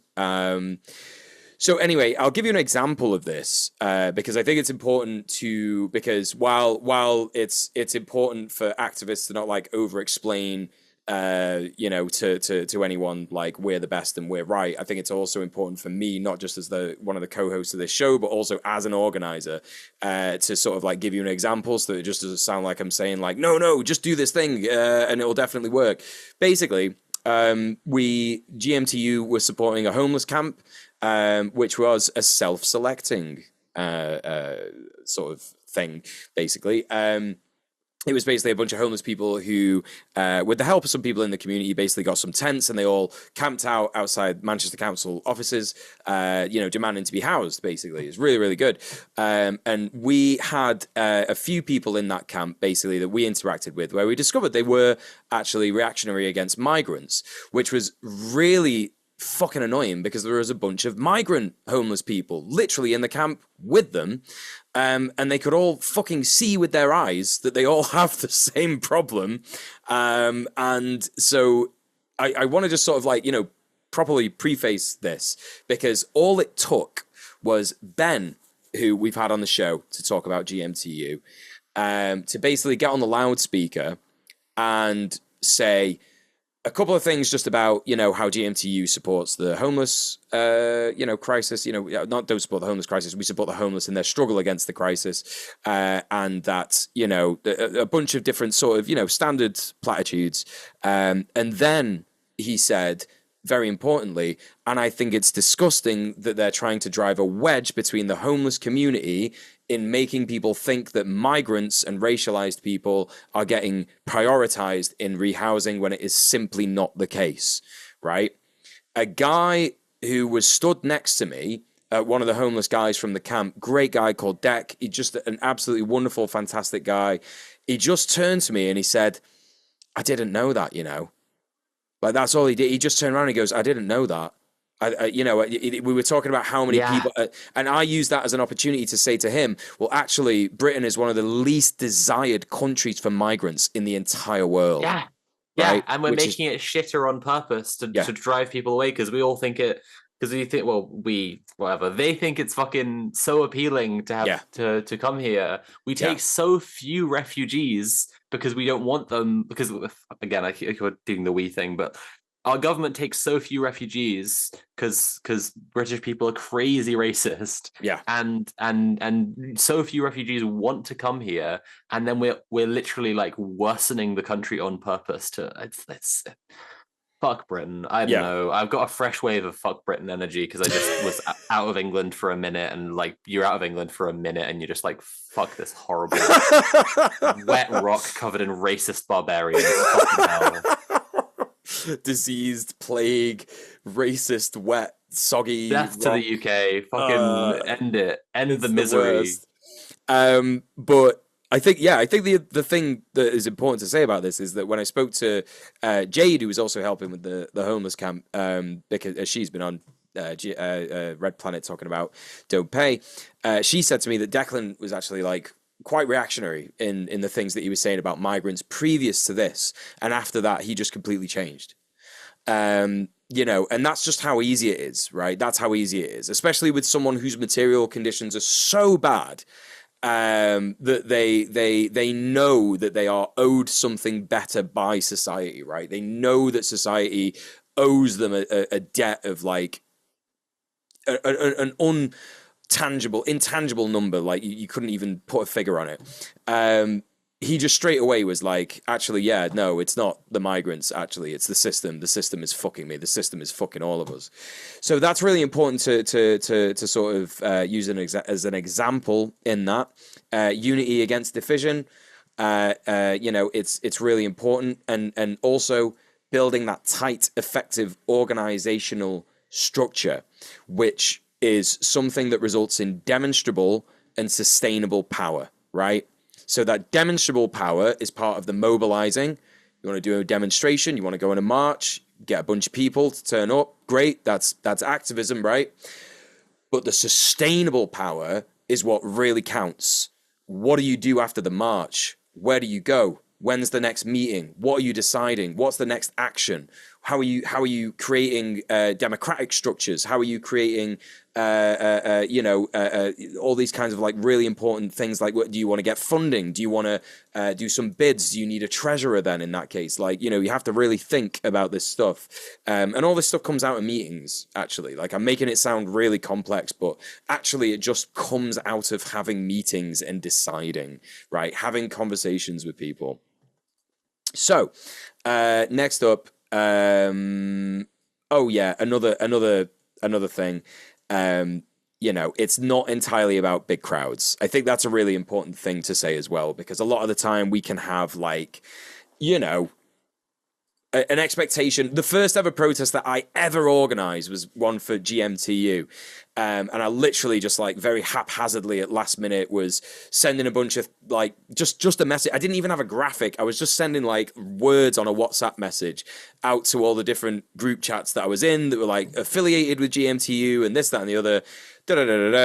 And I turned up with a loudspeaker and a banner and made a couple of signs. It's actually like, where the I can't remember. I showed it off. It was like rent control or rent strike now or something. I can't remember. I showed it off on Red Planet basically when I made it. But essentially, there was only about 15 or 16 or maybe 20 at a push people who came to that protest. But it's not about the numbers, because we made enough noise to create a crisis for people who had gone to the Tory party conference, which is what we were protesting, you know, just wanting to like not be, you know, shouted at and heckled by crusty leftists. We actually made a crisis for them. Like, they support the ruling class. A lot of them are the ruling class. I can't remember if I mentioned on the show after I did it, but one of them came up to me and went, you know what you are, friend? You're an arsehole.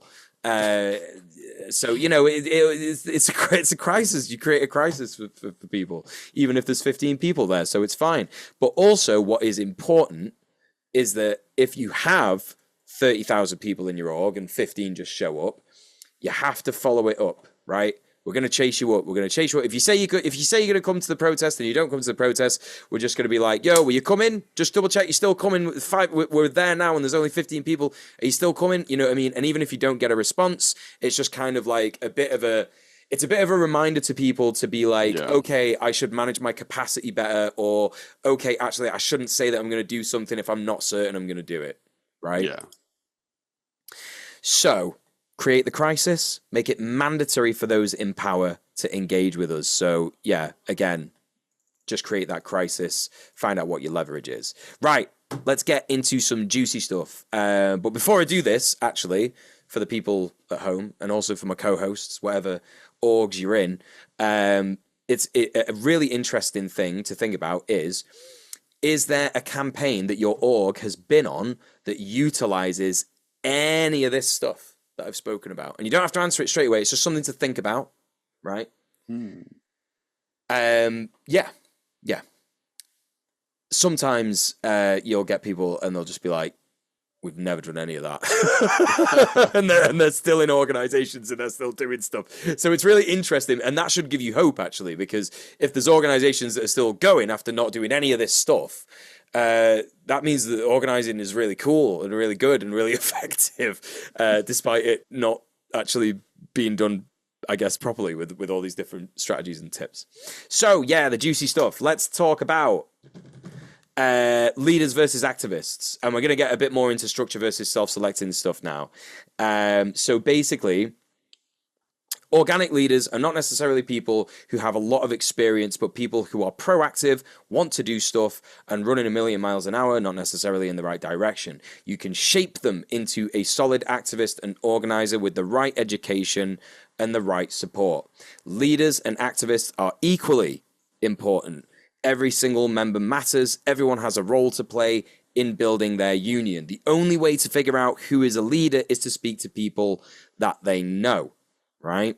So that would be like, you look at someone and you go, it seems like, I don't know, Jacinta is really, really good at just getting everybody to like sign a birthday card for Drake in the the what's its department or whatever. She seems to be really good at just like getting that done.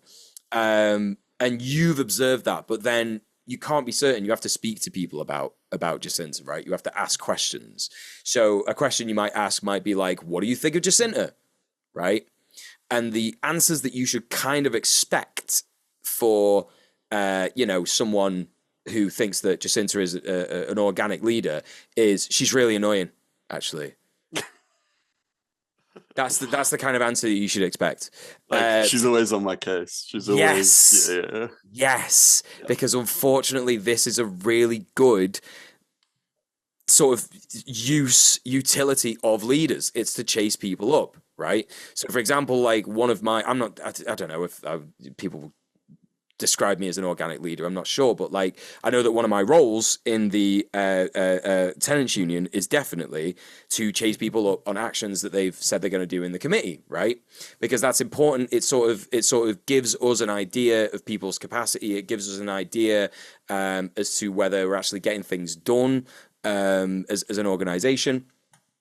So yeah, it's that kind of thing. It's like if Jacinta's always on your case, then yeah, she's a really good leader because she's like trying to get people to do stuff.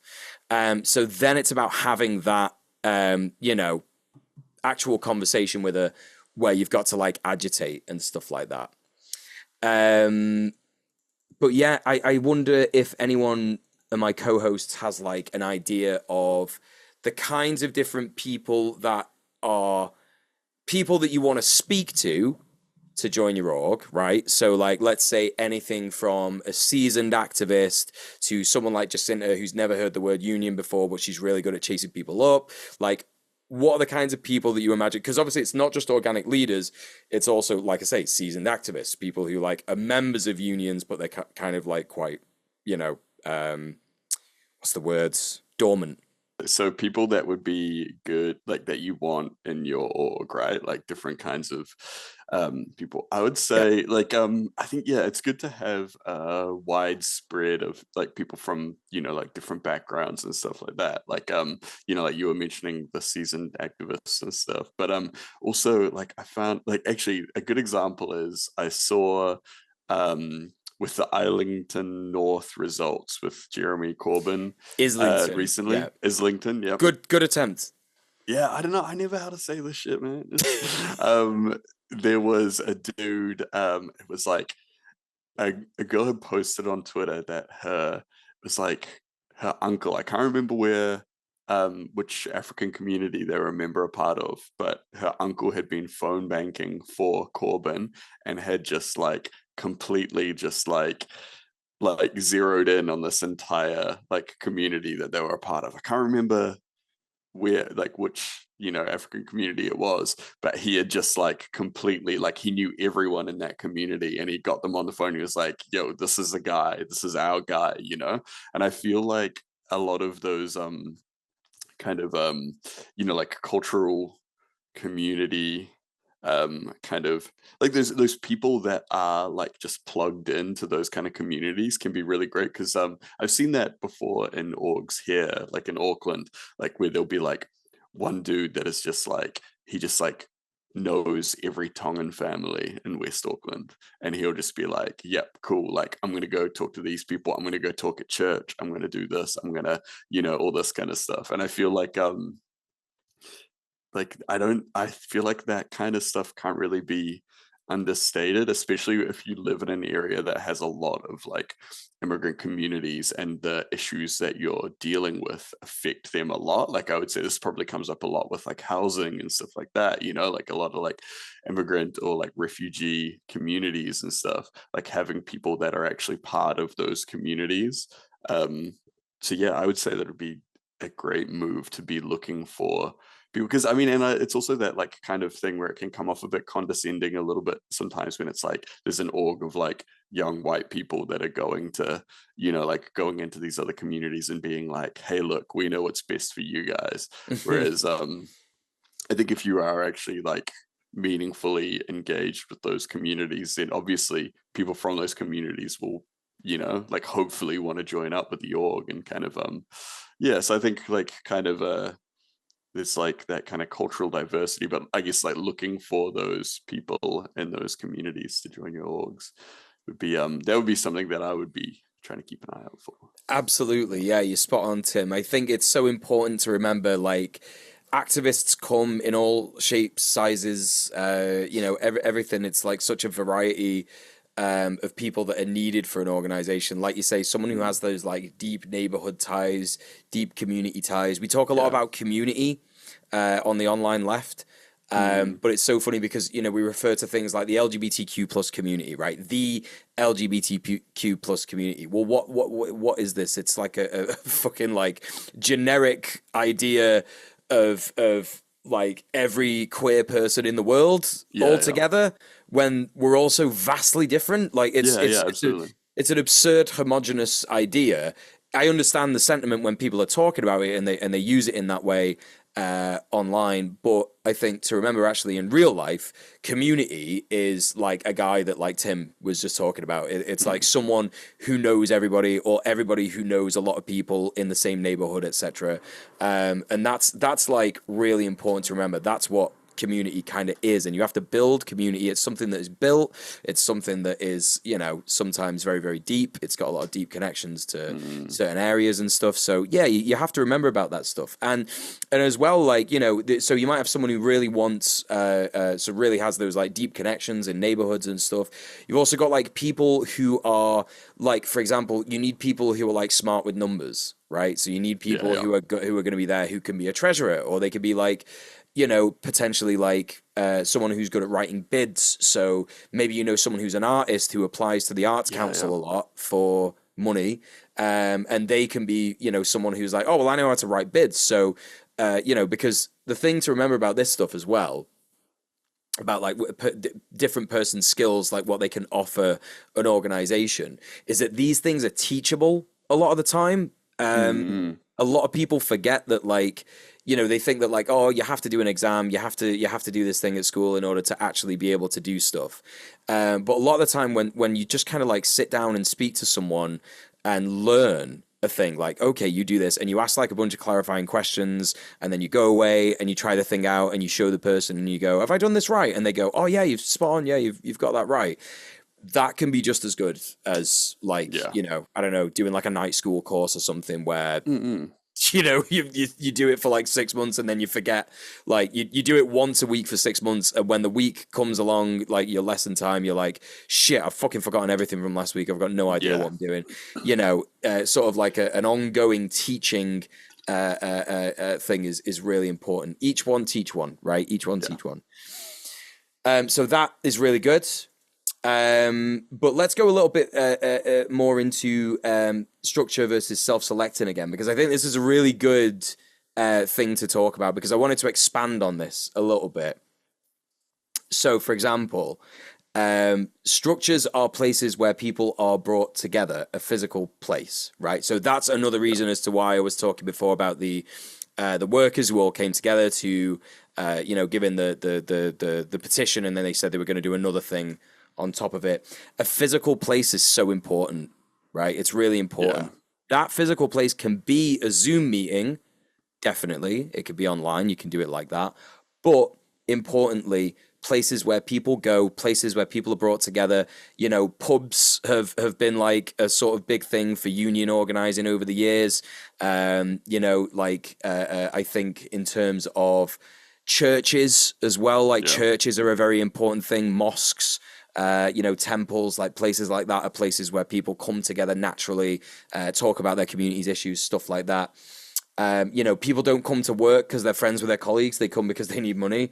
People don't, like, generally speaking, can't live in a building that they choose to live in nowadays because of the housing crisis. And so, when you like live in a place, you're like, fuck, like this is all I can afford. And so, you meet with your neighbors in communal spaces in that building because you live in the same building. So if, for example, a bunch of people in a building were to get together and decide we're going to send a letter to our landlord or the person who owns the building, the property developer, the building management or whatever, to sort out the leaky roofs, right? Would that be self-selecting or structure? I don't even Well, that would know. be self-selecting, right? Because it's No. specifically to. Oh, I did No, it see, again.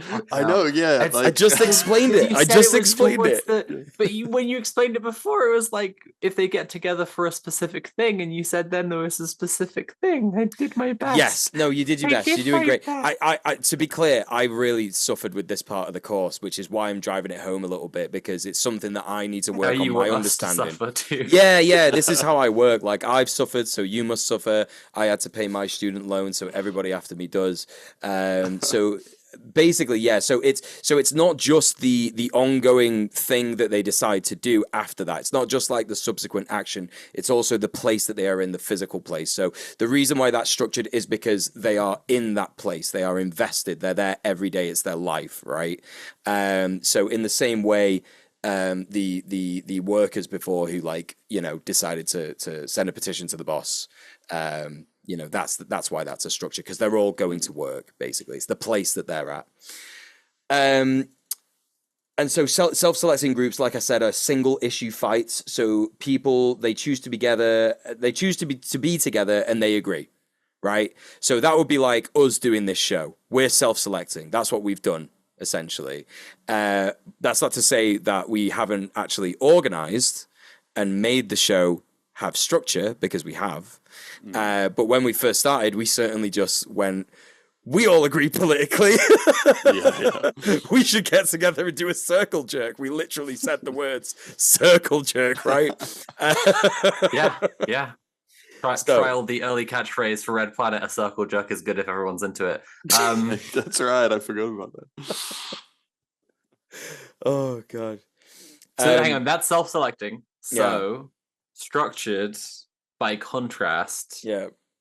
Tell me, I'm gonna get it this time. Structured by contrast would be, for example, well, what we did with the show, right? Because what we did with the show is we decided, right, we're going to do it every week.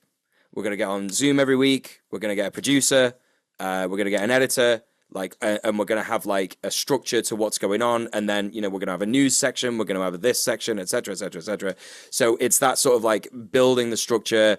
And then also, we, like you say, we generally have assemblies. We have meetings where we discuss the show and like the future of the show and what we're going to do and this, that, and the other. So that's what like gives something structure. It's when it's so stupid because I keep wanting to say it's when you structure the organization, but I'm not explaining it. I get it. Right. Okay, I think I've got it this time. Yeah, so I'm not going to make you answer any more questions, so don't worry, it's fine. Relating to this, anyway, I'm going to ask you some more questions in a bit, and you're going to hate these. So get ready mentally. But basically, get in the mind dojo. Get ready. So yeah, basically, structure-based orgs are building power every day, right? And it's about sort of like, recognizing that activists are also part of structured orgs. They're going to show up. They're going to be, coming to protest. They're going to be coming to actions, and that's really good. But generally speaking, they're just connected to people who agree with them. Like I've been in the pub so many times recently, like after an all-member meeting or something, and we're all just like constantly talking about the most like molecular analysis of like things that we're doing and shit like that and blah blah blah. And I'm always like double checking around to make sure like no one's from the org who's like not quite as, I guess, like, I don't know, theory brained as everybody else is here, because it's going to be really like alienating kind of thing. So yeah, it's really important to remember that. And yeah, it's at the end of the day, like, I think that the important thing to take away from this, really, like figuring out if your organization is self-selecting or structured, is that it kind of doesn't matter, right? Because if you're self-selecting and you then decide to add organizational structures and become a proper organization, then that's great. That's good. You've done a good thing, and it's correct to do that. But also, like, conversely, sitting down and planning the organizational structure first is actually sometimes far more effective. So sitting there and deciding your constitution, sitting there and deciding on what democratic processes you're going to have, sitting there deciding how often you're going to have annual general meetings, stuff like that, getting all that out of the way first, then mobilizing people to come to a first event and join and stuff like that, that's going to be really effective, because you already can explain to people, well, this is what we've put forward to each other. We all think it's a really good idea. What does everybody else think? And then you start to have real organizing conversations with new people who are joining your org, and they go, oh, well, actually, I think you left out this. That's where things get exciting. So, really, really good. Another thing to remember, don't preach to people, right? And we're gonna get into this next section now, where I'm going to be talking about how to not preach to a person. If you are like us and you're in the activist, what did you say earlier? Like the activist faction. Activist faction. Yeah. And I deliberately, I say this because I'm making reference to a community. When I was writing about it before, I was talking about the trans community, which, as you pointed out, is not as much of a thing as people sometimes talk about it as being, but within the population of trans people, there are some trans people who are activists and who are doing activist stuff, and it's a distinct faction and needs to be recognized as that. Oh yeah, absolutely spot on. Like, I went on a date with a trans girl like a few months ago, and she was like so against kink at Pride. Like, she was just not up for that, and I found it so hard to like talk to her after that. So yeah, I'm not really seeing her again. But that's the thing. Like, everyone thinks that, like, every I think, like, it's probably like transphobic to think that every trans person is going to be the same. Do you know what I mean? Each other. We all know each other. We all like each other. We all think the same things. We all agree on everything. Yeah, it's absurd, like, to think that about anyone, like any social class, right? So, and I have also been corrected, by the way, by someone in the chat who was also on the Organizing for Power training, that an AGM is by definition yearly. So yes, you're correct. I fucked up. Obviously, you don't decide how often you have AGMs, because if you're going to have an AGM, you have it every year. It's literally an annual general meeting. So that chatter wins a point and is now the most organizing. So there you go. Organizing points 1. So, so it's about not preaching to people. It's about, like, really making sure that when you're talking to people who don't quite understand, I guess, what. They're just not theory brain. They're just not like us in terms of, like, we've done the online leftist thing. We know a lot about stuff. We're prison abolitionists. We're anti-carceral justice. We're all this kind of stuff. There are just some people who are just not going to understand that. So how do you speak to them, right?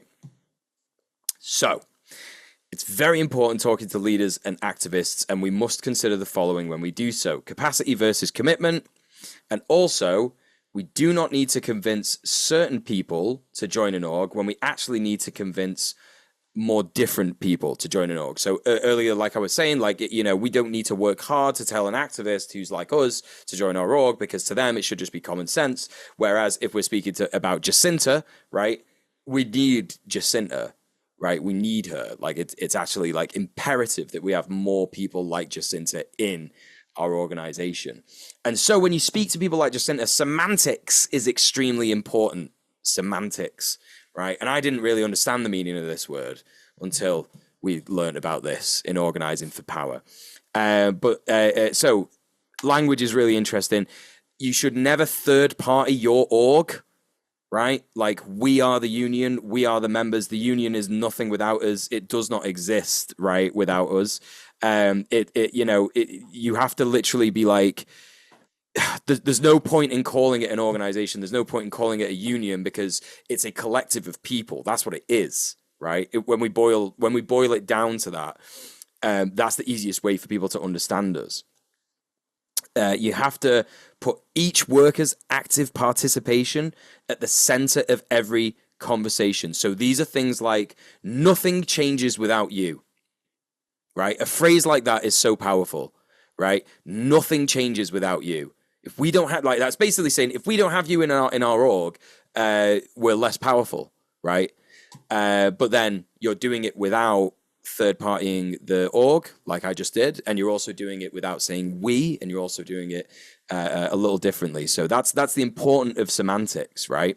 Another one is, if you do not join your fellow tenants, we will not, well, maybe not we, you will not be able to stop this gentrification project, right? That's just a statement. Like, we know it's true, so we don't need to be like, well, actually, landlords are really bad and property developers, blah, blah, blah, blah, blah. Like, they're just not going to listen to all that. If you do not join your fellow tenants in this campaign, the gentrification will happen, right? That's a fact, right? So, what I've included in the show notes for this episode is a document, and you don't have to open it. It's okay if you don't want to, because I'm going to read out the phrases anyway.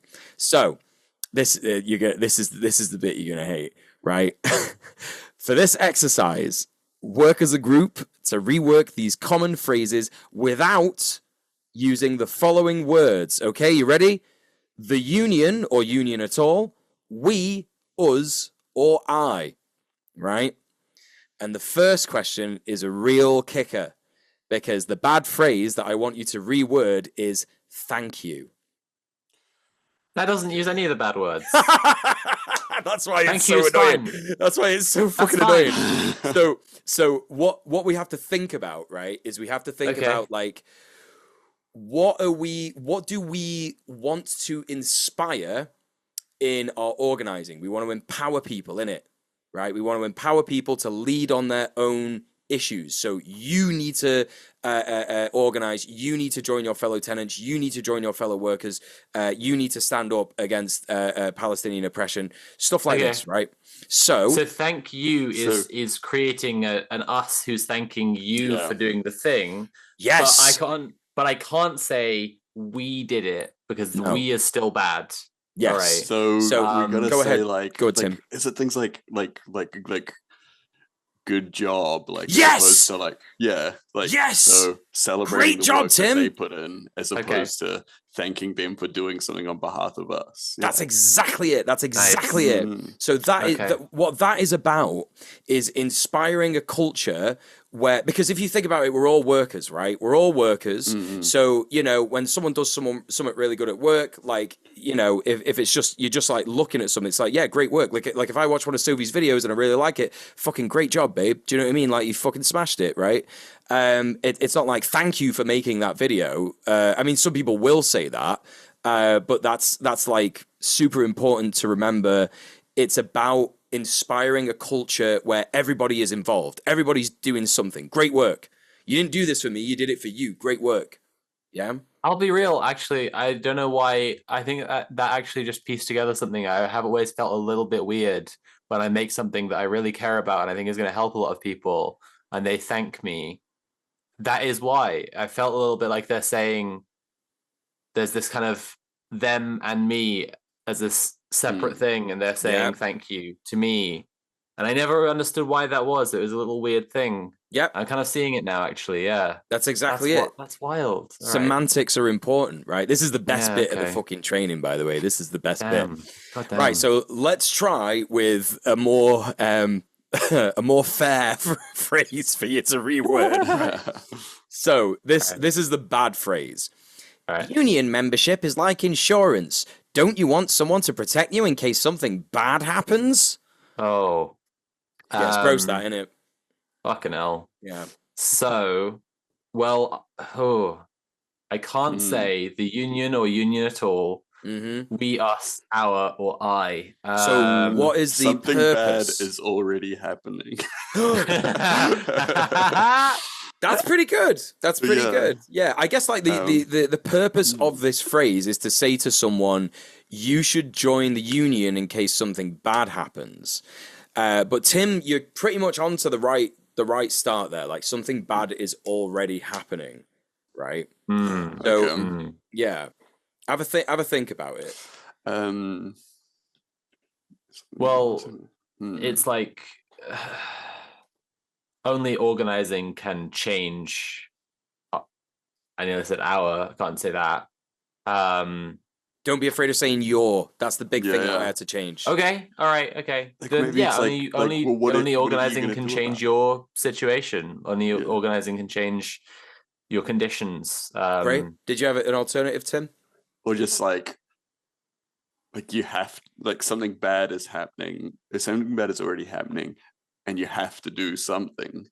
I feel like maybe using like, because we can say you, right? Yeah, so we can say you, but like to put it on them in a way that they have to think about, like, what can I do, like Mm-hmm. Yeah, that's the difficult part. That's why this is such a good exercise to do. So basically, I think Sophie's one is pretty close. I think you could also like work something in to what you were trying to add in there as well, Tim, because it's like what we have to do is we have to make people understand that being part of a union is not necessarily about like a capitalist product of insurance. It's more about like we have to lose our chains, right? But how do you say that without saying we? So, there is no like spot on perfect correct answer for this. It was actually really interesting in the course that we did. They had people from all over the world, organizations all over the world, who jumped on the Zoom webinar and they presented their groups like answers, and it was really interesting to see. Oh yeah, it was great. There was like an organization from Jordan, an organization from Uganda, an organization from Canada, one from Slovenia, like loads of like really like amazing amount of people just sort of like coming up with really good ideas on how to like phrase it. So yeah, it's a really important thing to think about. I'm going to try and pick another one. I don't want to spend too much time on this because I think I've got my point across, but I think one to think about is the phrase, if everyone signs the petition, we will win a raise. So we need you to sign this petition. Right, okay.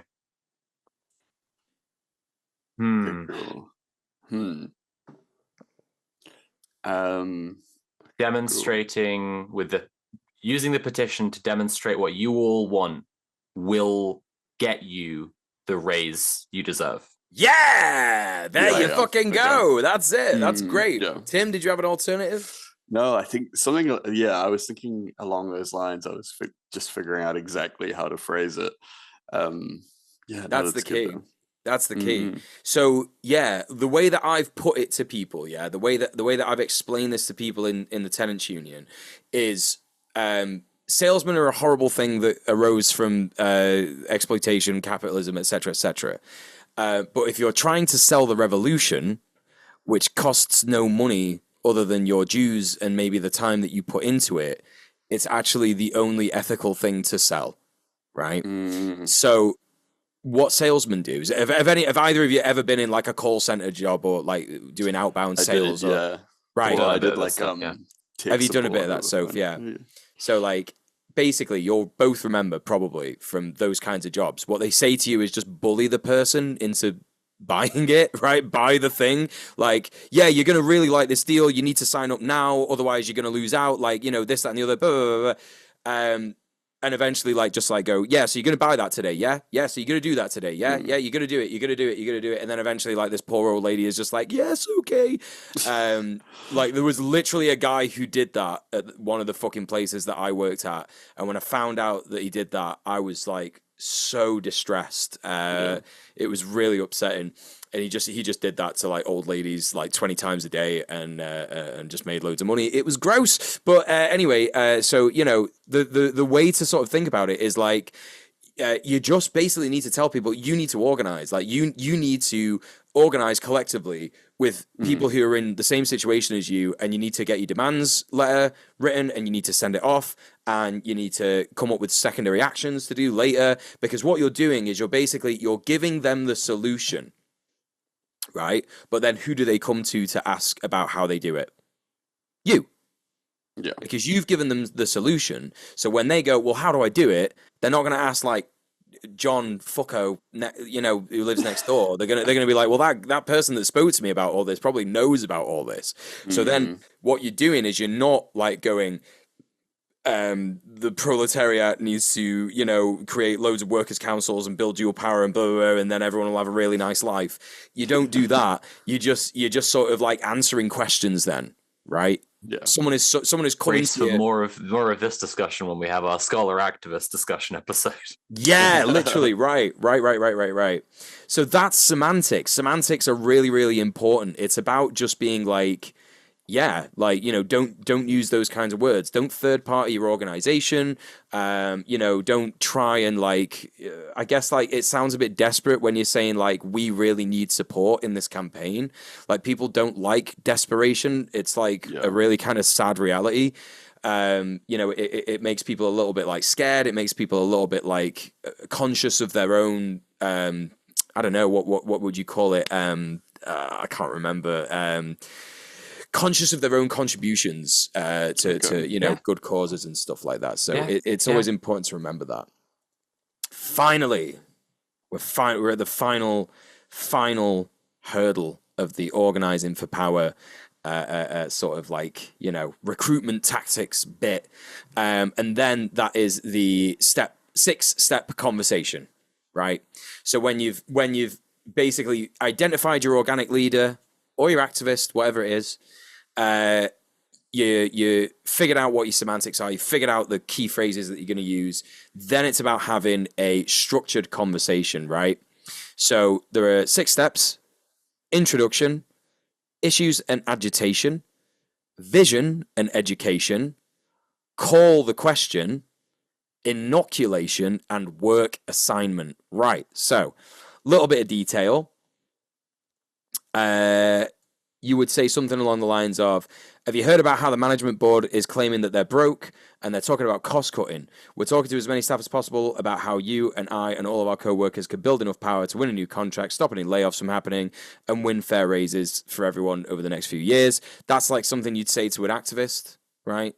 You might have to word that very differently if you're talking to someone else. Go ahead, Soph, I think. Did you want to say something? Yeah, well, I was just thinking if I've got the doc as well, so should like Tim and I read some of these bits as well, so that it's not just you having to read it all. Happy to. All right, but you go on. Sorry. No, well, that's all I was going to say, really. Just Okay, sort of right. like, yeah. So if you want to do issues and agitation. Sure. So it says the purpose is to find out what work issues are most important to them, and then highlighted it says don't assume you know their issues. And so that's the example text then I'm reading, right? Yep. If you could set the rules at work, what are the 3 most important things you'd like to see changed or improved? What do you think the postal service should be doing with its resources? And what do you need to do your job well? Billionaires have collectively grown their wealth by $3.3 trillion since 2020. Do you think there's enough money in our state or country to avoid layoffs and give people raises? So interesting thing about that one is that at the end, I'm not like a mad fan of this example phrase, but I think at the end there's a really important thing to mention with regards to semantics. That question is a yes or no question. It's a closed question, right? Do you, rather than how do you feel about, right? And so kind of what's happening is you're like closing the deal. You're like closing the deal on issues in agitation. Like, do you not think that billionaires are fucking twats? And they're going to be like, yeah. Right? It's just like, yeah. And then, yeah, Tim, do you want to do the next one? Vision and education? The vision education. Purpose: communicate the plan to win, directly connected to the issues they have raised. The only way they can win is by building strength in numbers. Okay, so alone, one worker has little power, but if every post office worker joins together, you'll have more strength to win. The first step to you winning, which is in brackets, their issues from step 2. So we're saying the first step to you winning, like, you know, like a pay increase or blah, blah, blah, whatever, is taking a photo for their strong postal services, strong community petition, and working to get everyone in your work site to take a picture and sign the petition also. Here's an example of what it will look like. And then you show them an example. Yeah. So that one is really important in terms of, so in case you couldn't tell, the example sort of structure-based stuff is at a post office. That was the imaginary hypothetical workplace that we're organizing. So with this one, I think a really strong bit of this is the first step to winning your demands is taking a photo for the community petition. So basically the action that they were going to do for organizing this workplace was basically take a picture of everyone, print the picture off on like a big document, everybody sign their name under their picture and be like, this is how many people have done it, because the face being on the petition sort of like lends a human element to it, kind of thing. So it's actually like a really interesting tactic. But also it's the bit where it's like the first step to you winning your demands is doing this action and working to get everyone in your work site to do the action as well. Right? It's just saying like, this is how you win. This is how you get it. The vision can also be like, for example, when I've done tenants union structured conversations, it's been like the way in which we get housing justice is by everybody coming together and joining these campaigns and joining the union and stuff like this, right? So it's that kind of a thing that you do. Calling the question is number 4. The purpose of this is to ask them if they're prepared to take action to win the issues they raised in step 2 and to join the photo pledge. So the example phrase is, are you ready to fight for your demands and add your photo signature to the petition? I could take your picture right now, or you could text me now with your favorite photo from your phone. The photo petition will only go public once a majority of your co-workers have added their photo and signature. So this is just like, are you prepared? Like, are you prepared to fight for your demands? Are you prepared to do something? It's like a direct question. It's a direct sort of like, we're gonna do something big and it's gonna be meaningful. Are you ready? Right? That's the kind of way that you're phrasing this. So go ahead, Soph, with the inoculation. Absolutely. Inoculation purpose. Ask them how they think the district or administration will respond and warn them about the kinds of things they will hear from the administration. And that's always really important, right? Because it can be so easy to be thrown off by bullshit from the enemy, right? What do you think the Postal Service management will say when they hear that you and your coworkers are collecting a photo petition for no layoffs and fair wages? The administration will say they don't have the money, and that the union is being selfish in these challenging times. Why do you think the administration will respond this way? Management has no plan to push the state for more resources, and they expect us to stay silent instead of standing up for quality postal service for our communities. And what is the meaning of the word inoculation? Well, it's like a vaccine. It's like protecting them against the mind virus of the bullshit from the capitalist class. That is exactly what it is. It says here on Google, the action of immunizing someone against a disease by introducing infective material, right? So it's saying like, have a think about what they might say. What do you think that they'll say? It's like, well, I know what they're going to fucking say. And it's like, yeah, of course they will, because they're bastards. And that adds to the agitation. So, the purpose of agitation is to make people class conscious, and you're further building that class consciousness. So you've already started like the vaccination process, as it were, when you are introducing the conversation and starting agitating, and then you're inoculating even further when you have these conversations saying like, yeah, they're going to hate this, right? And they're going to go, yeah, I know, of course I fucking know. And it's like, yeah, because they're bastards and this is why we need to win. Right. So yeah, I'll also say this is like, I've been big on my writing partner is big on like using DBT skills for organizing, right? And if like she's got this point that like if like the skills from DBT, which are there to just like help you be a person, a healthy and effective person, if like activists all knew those, organizing would go smoother. And this is also the DBT cope ahead skill, right? This is literally like, think about the bad thing, think about the mean things that someone's going to say when you try and ask for what you need, get ready, you know, and then be emotionally prepared for that. That's exactly it. That's exactly it. So, Tim, do you want to do the last one? Finish with the work assignment? Yeah, cool. So, the purpose of work assignment is make a plan with them to speak with every person in the building to ask them if they are prepared to take action and join the photo petition. So this one is, so this is what you'll actually say to them. The first step was for you to include your picture and signature in the petition. The next step is to make sure everyone in your worksite adds their photo and signature so you can be strong enough to win on your issues. Cool. Yeah, so that's that. You know, that's basically like you're giving them the next steps. So, for example, this is something that we did in our assembly yesterday.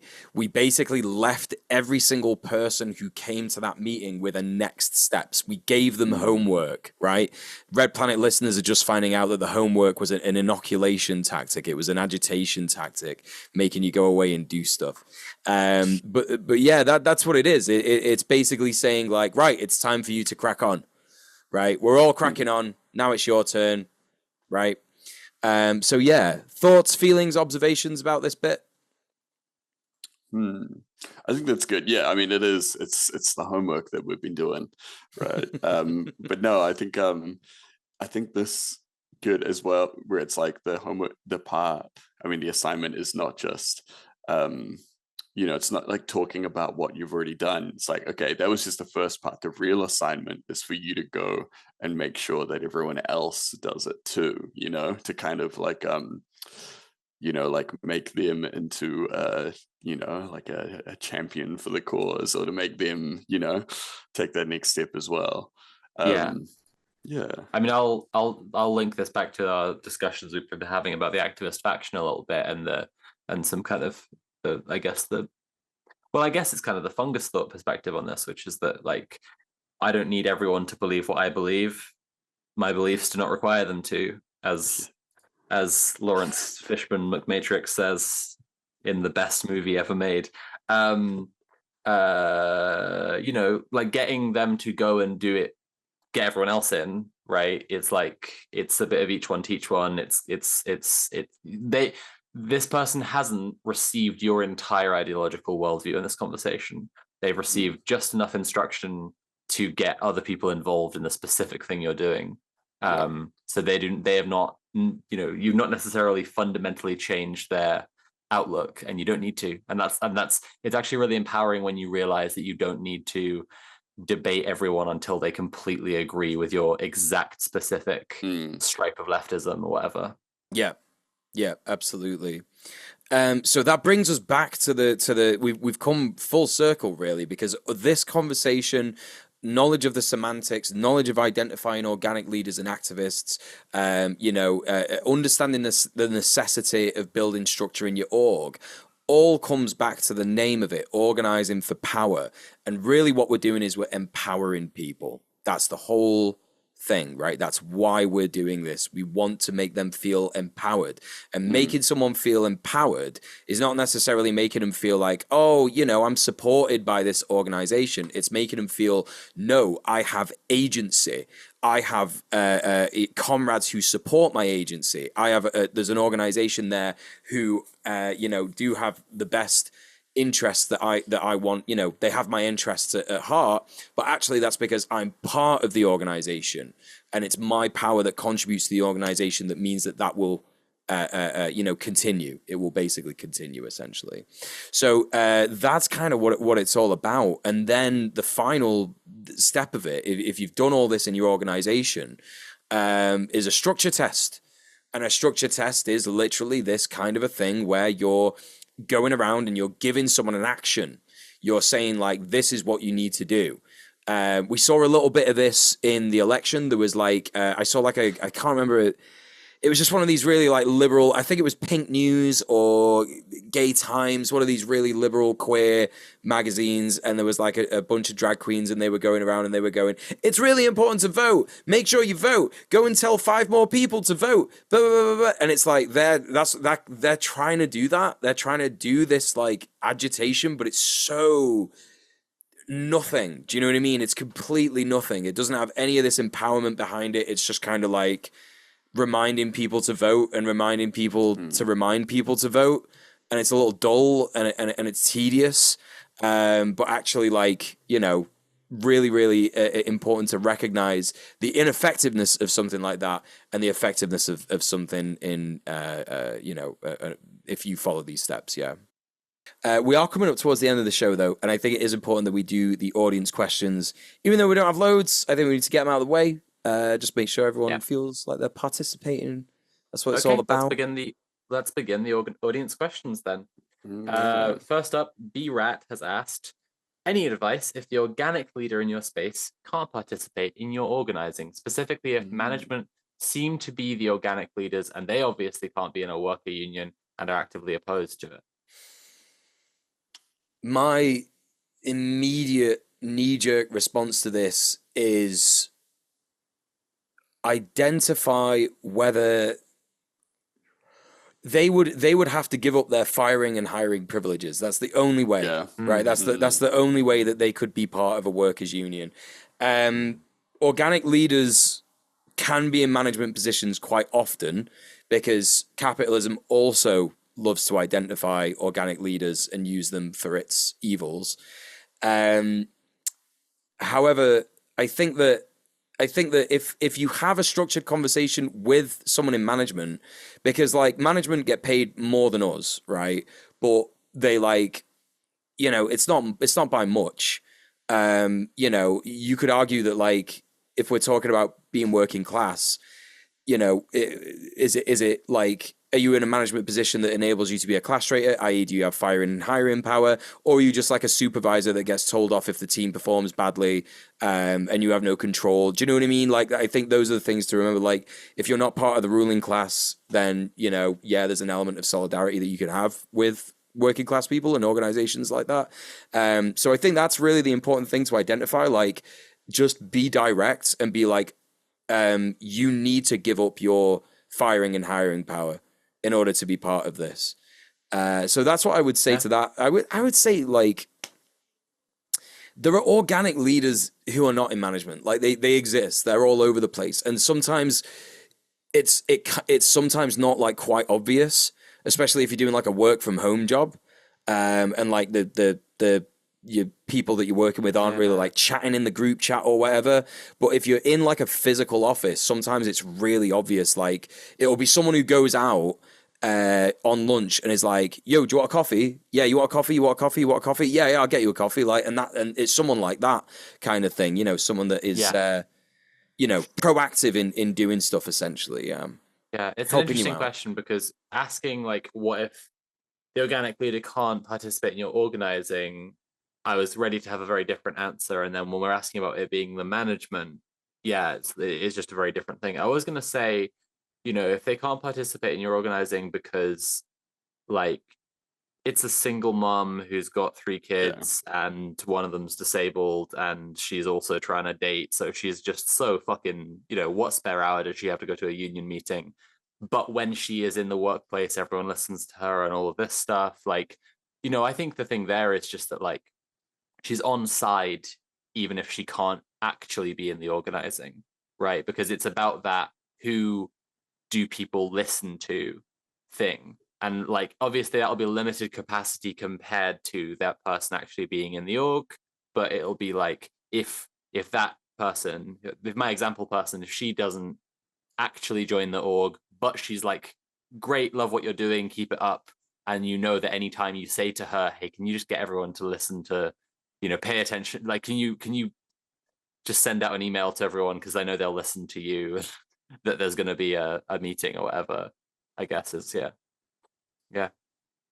So the second question, The next couple of questions, actually, it's good timing that Mule has left to do a massive piss, because the next couple of questions are about theory, so I can answer those quite handily. James Rodriguez has asked, how important is studying economics as a leftist as opposed to theory/history? Right. So this is an interesting question, because economics is theory. It is just the theory of the enemy. It is the dark wizardry studied by the sorcerers of the Black Tower. It is the vile magics of the Kissinger school of genocide numbers, the special maths you do to make people die. Right. Economics is, I'll back up a second. Economics is a system for organizing ecology into resources usable by human beings. We live on a planet, hope everyone agrees on this one, and to be able to live in a society, we have to turn, what we call nature, but I don't want to get into a whole philosophical discussion there, into What is nature? resources. I know, right. But we have to do that. And we want our economic system to be very different to how it currently is, because currently our economic system is all about commodities, right? And commodities, I'm not going to explain the whole of Das Kapital right now, right? But they have values, they have finite supply, and there's supply and demand, and all of this shit. And what we want instead is a system of ownership and usufruct, where people have what they need and only use it as much as they need and share it with everybody else, and so on, like this, right? And we want it to be more like democratically organized and so on. The important thing about studying economics is that if you get just enough economics to be able to understand and to be able to make sound analysis, supposing you are a little theory-brained goblin like me, then it can be very useful, right? You can educate yourself on the political situation somewhere very effectively by studying economics only a little bit, right? Argentina, I talk about Argentina a fair bit. Argentina, until Milei came in, had 6 currencies, because it had 5 paracurrencies, because as well as the peso, the government had instituted 5 almost artificial currencies that were like it wasn't the petrodollar, it was the soya dollar, and the football dollar, the Qatar dollar, the Oasis dollar, because these were specific, because the peso fluctuated in value so much that they needed to introduce new stable currencies that could be converted more stably with the US dollar than with the peso to finance particular industries. So the reason that the soya dollar was the first one is that Argentina's economy massively relies on soy farming, and so their farmers being able to earn a stable income depended on them not being paid in pesos, and so they implemented the soya dollar, right? And this, but like, you can see all the logics at play here, and you have to understand a little bit, like the barest amount of economics to be able to get this. And then all of this context helps you understand why the economic situation of Argentina is so fucked that they would elect Wolverine, but his X-Men mutation is incest instead of claws, right? It's because they've made these wildly terrible decisions in defense of capital and their ability to interface with the global market, rather than a kind of protectionism that they had previously. All that to say, economics can enrich your perspective and your analysis on politics.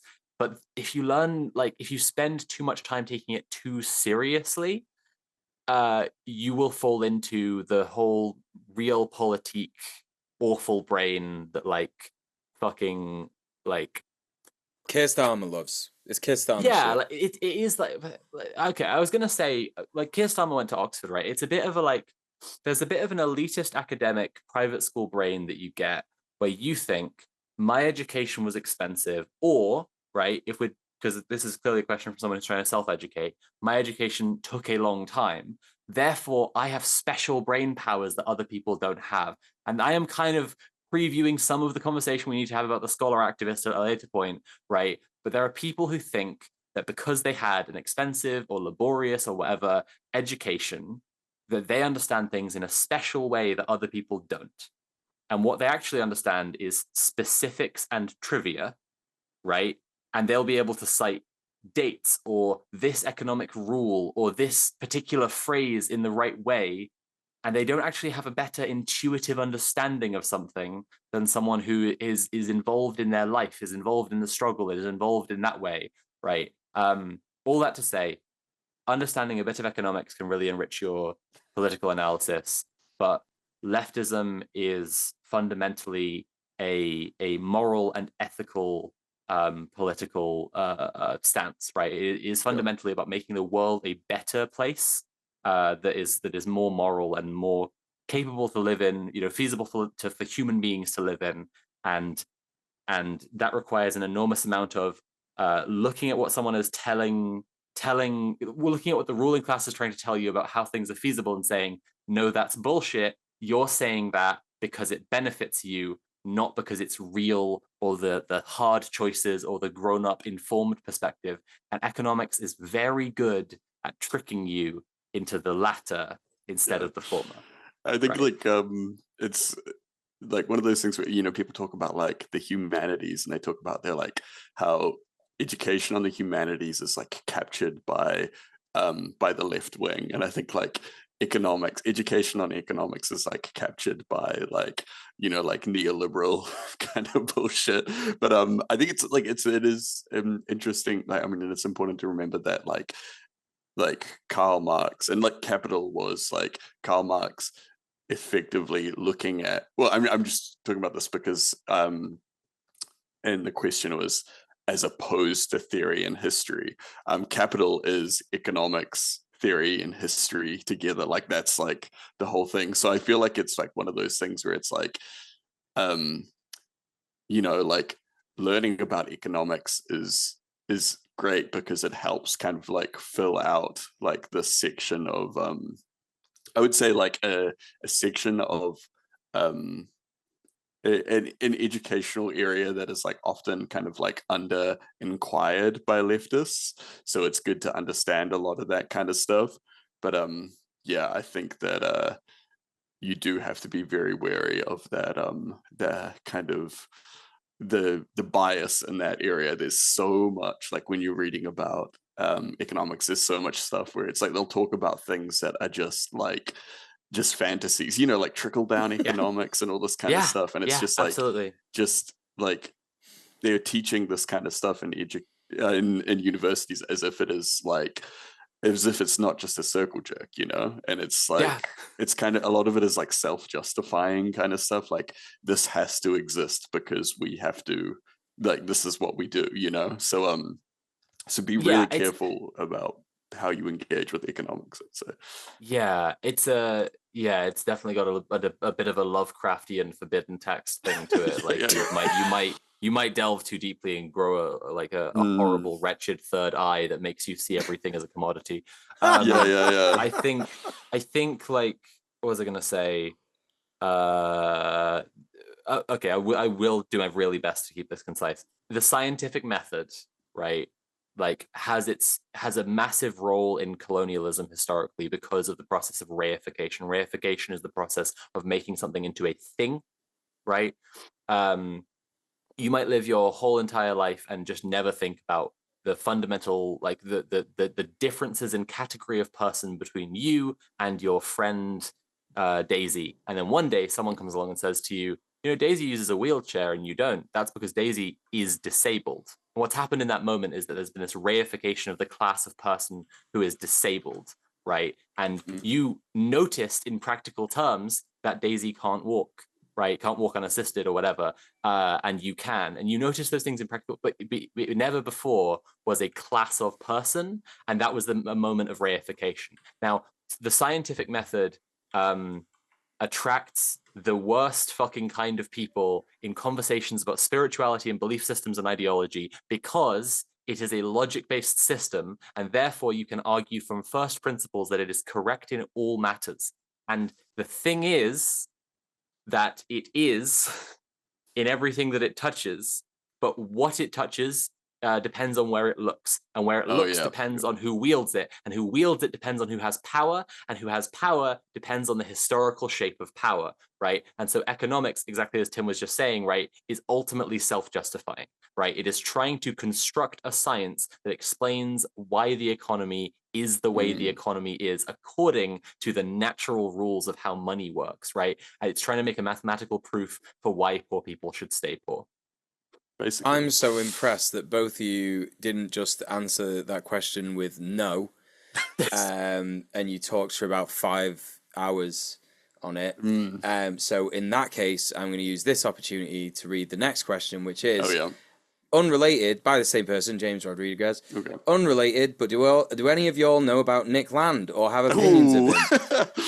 I personally was unaware of who he was until a few days ago when a comrade brought him up in a DM, sort of positively, I guess. And I would say to that person is not your comrade. Yeah, okay. I mean, it's a difficult one. So it's not Nick a difficult Land, one. Nick Land's a fascist. Sorry. Yeah, no. Like, he's absolutely like he's a shithead. He's and he's like has a long history of being a shithead. But he got to this journey of reaction, like neo-reaction and accelerationism from a left-wing perspective. He's for people that don't notice, he's a British philosopher, started off in kind of continental philosophy sort of thing back in the day, but always had this kind of like very like this obsession with kind of you know how Count Dooku trained Qui-Gon Jinn, and then Qui-Gon Jinn trained Obi-Wan. Nick Land taught Mark Fisher. It's like that. Yeah. He fell to the dark side. Yeah. And so and he was always obsessed with like cybernetics and kind of like speculative science fiction kind of themed stuff. But started off like like Marxist, crit theory, post-structuralism, exploring all kinds of like the normal kind of stuff, like the intersections of capitalism and technology, and like the human experience, like in like this kind of like contemporary capitalism, which is I think Mark Fisher actually like kind of kept pushing out in that direction. And he was like, there was a whole bunch of stuff going on there anyway. But so he kind of started developing this new field. Well, not like a new field, but he really kind of honed this new field where it was like kind of taking left-wing kind of like materialist kind of stuff and incorporating really reactionary and right-wing ideas in order to this is like like a new field where we take left-wing ideas and rhetoric, and then we bring in reactionary concepts. Where have we seen this before? I think they might have done that in Italy at some point. Yeah. So this is where we get the neo-reactionary thought, where he's critiquing democratic and egalitarian principles. But this whole thing comes like his whole thing was is accelerationism, which is like this intensification of all of the worst capitalist processes, which will eventually lead to this radical societal transformation. So it's basically like drive the fucking train as fast as you can until it explodes. Yeah. I think the important thing, if you want the cliff notes on Nick Land, he literally like invented a type of racism that he himself literally just called hyper racism. That's all you really need to know, I think.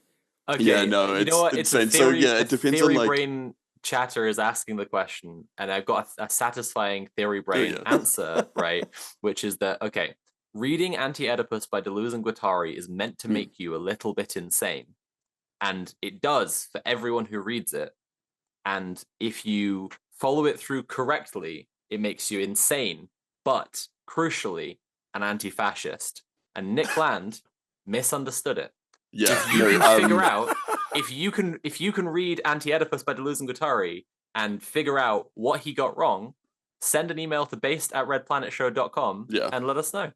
Deleuze and Guattari were like his shit when he started, like that was like they were like the biggest influence on his kind of stuff. And I think like there are some people that will talk about his early work still being like, oh yeah, no, this is great. So it depends, like that was kind of where I was getting at with for the question, like, you know, if someone's talking about the old stuff, it's like, oh okay, yeah, you know, because yeah, you do get the collections like Fanged Numina where it like begins like with his work in like the late 80s and goes all the way into the 2000s and stuff. So it's like there could be, you know, like they could be like, oh yeah, there's like these old essays, but if they're talking about the new stuff, if their user picture is like I don't know, like some kind of like meme character, but like the contrast is way up and it's like completely like black and red and it's got glowing eyes and like, I don't know, there's all kind of glitchy shit all over the place. And, you know, then maybe not, maybe, you know, it's like for the Elden Ring people out there, this is like the frenzied flame kind of, you know. I think we could literally actually talk about Nick Land for 5 hours and we're running over time. So I just have one final thing to ask about Nick Land. Is he dead? No. Not yet. That's a shame. Not yet. That's a shame. He's on Twitter. Yeah. All right. Okay. Great Crab 00 asks, this might have been answered already, but is this phrasing using capitalism's centering of the individual against itself? And that question was during the semantic section where we were talking about how to get people engaged. And I'm going to try my answer, having just learned all this stuff today. I feel like it's not actually using the individual very much. It is pointing at you and how you can get involved. It is speaking to self-interest, but it's trying to show you that you are part of something, rather than an individual. Because it is pointing about how you as an individual can be involved collectively, you know. It's not so it's it is like using like individual language, but I think like for a collective kind of goal. Absolutely, yeah. I think like, the important thing to remember is that literally it is just it's a tactic to give people agency. That's what it is, right? And in neoliberalism, we don't have agency, right? If you participate in capitalism, if you participate in neoliberalism, you don't have agency. Your entire life is at the mercy and the whim of your boss, your landlord, you know, whatever it is that is going to like punish you or whatever. And I think that these conversations are designed to literally like, empower people, make sure that they feel like that they are able to make a difference rather than, you know, because I think what it implies is that if you know, centering of the individual against itself is that if you were centering them as an individual and trying to make them organized, that would actually put the weight of the world on them, and they would feel like they're responsible for all of it. And that's entirely the opposite of what we want to be doing. So I appreciate the clarification question. Yeah. Cool. So Wintry Mute, don't know who that is. Never met them in my entire life. Don't know anything about Wintry Mute. How do you ensure that people in your org don't get pigeonholed to certain kinds of work based on their skills, especially if it is work that in society is often expected to be performed by certain classes of people? Yeah, that's a cracker of a question. I think active anti-racist, anti-misogynist, anti-fascist in general education in your org is like really important, and I think that we can use the tools from organizing for power to educate people in that stuff in a way that is again not activists preaching to people. You know, it's like I said earlier about like just sort of like making those sort of statements at a protest where you're supporting a bunch of people in a struggle, you know, can be really powerful, but also in like individual sort of like observations of individuals in your org. I think that this stuff can be prevented by making people recognize their capacity and identifying what it is that they like to do. Because it's not just about what skills do you have, it's about what do you like to do. Like, for example, if someone in GMTU found out that I had a degree in sound design, right? I can't remember what my fucking degree is in, music technology, right? And then they made me like the technician for like or like not made me, but were like, oh, you should, did like I guess like a structured conversation with like, you should do all the sound at our shows. And I was like, oh yeah, maybe I should. But I actually fucking despise that shit. I despise that work. It's like really hard.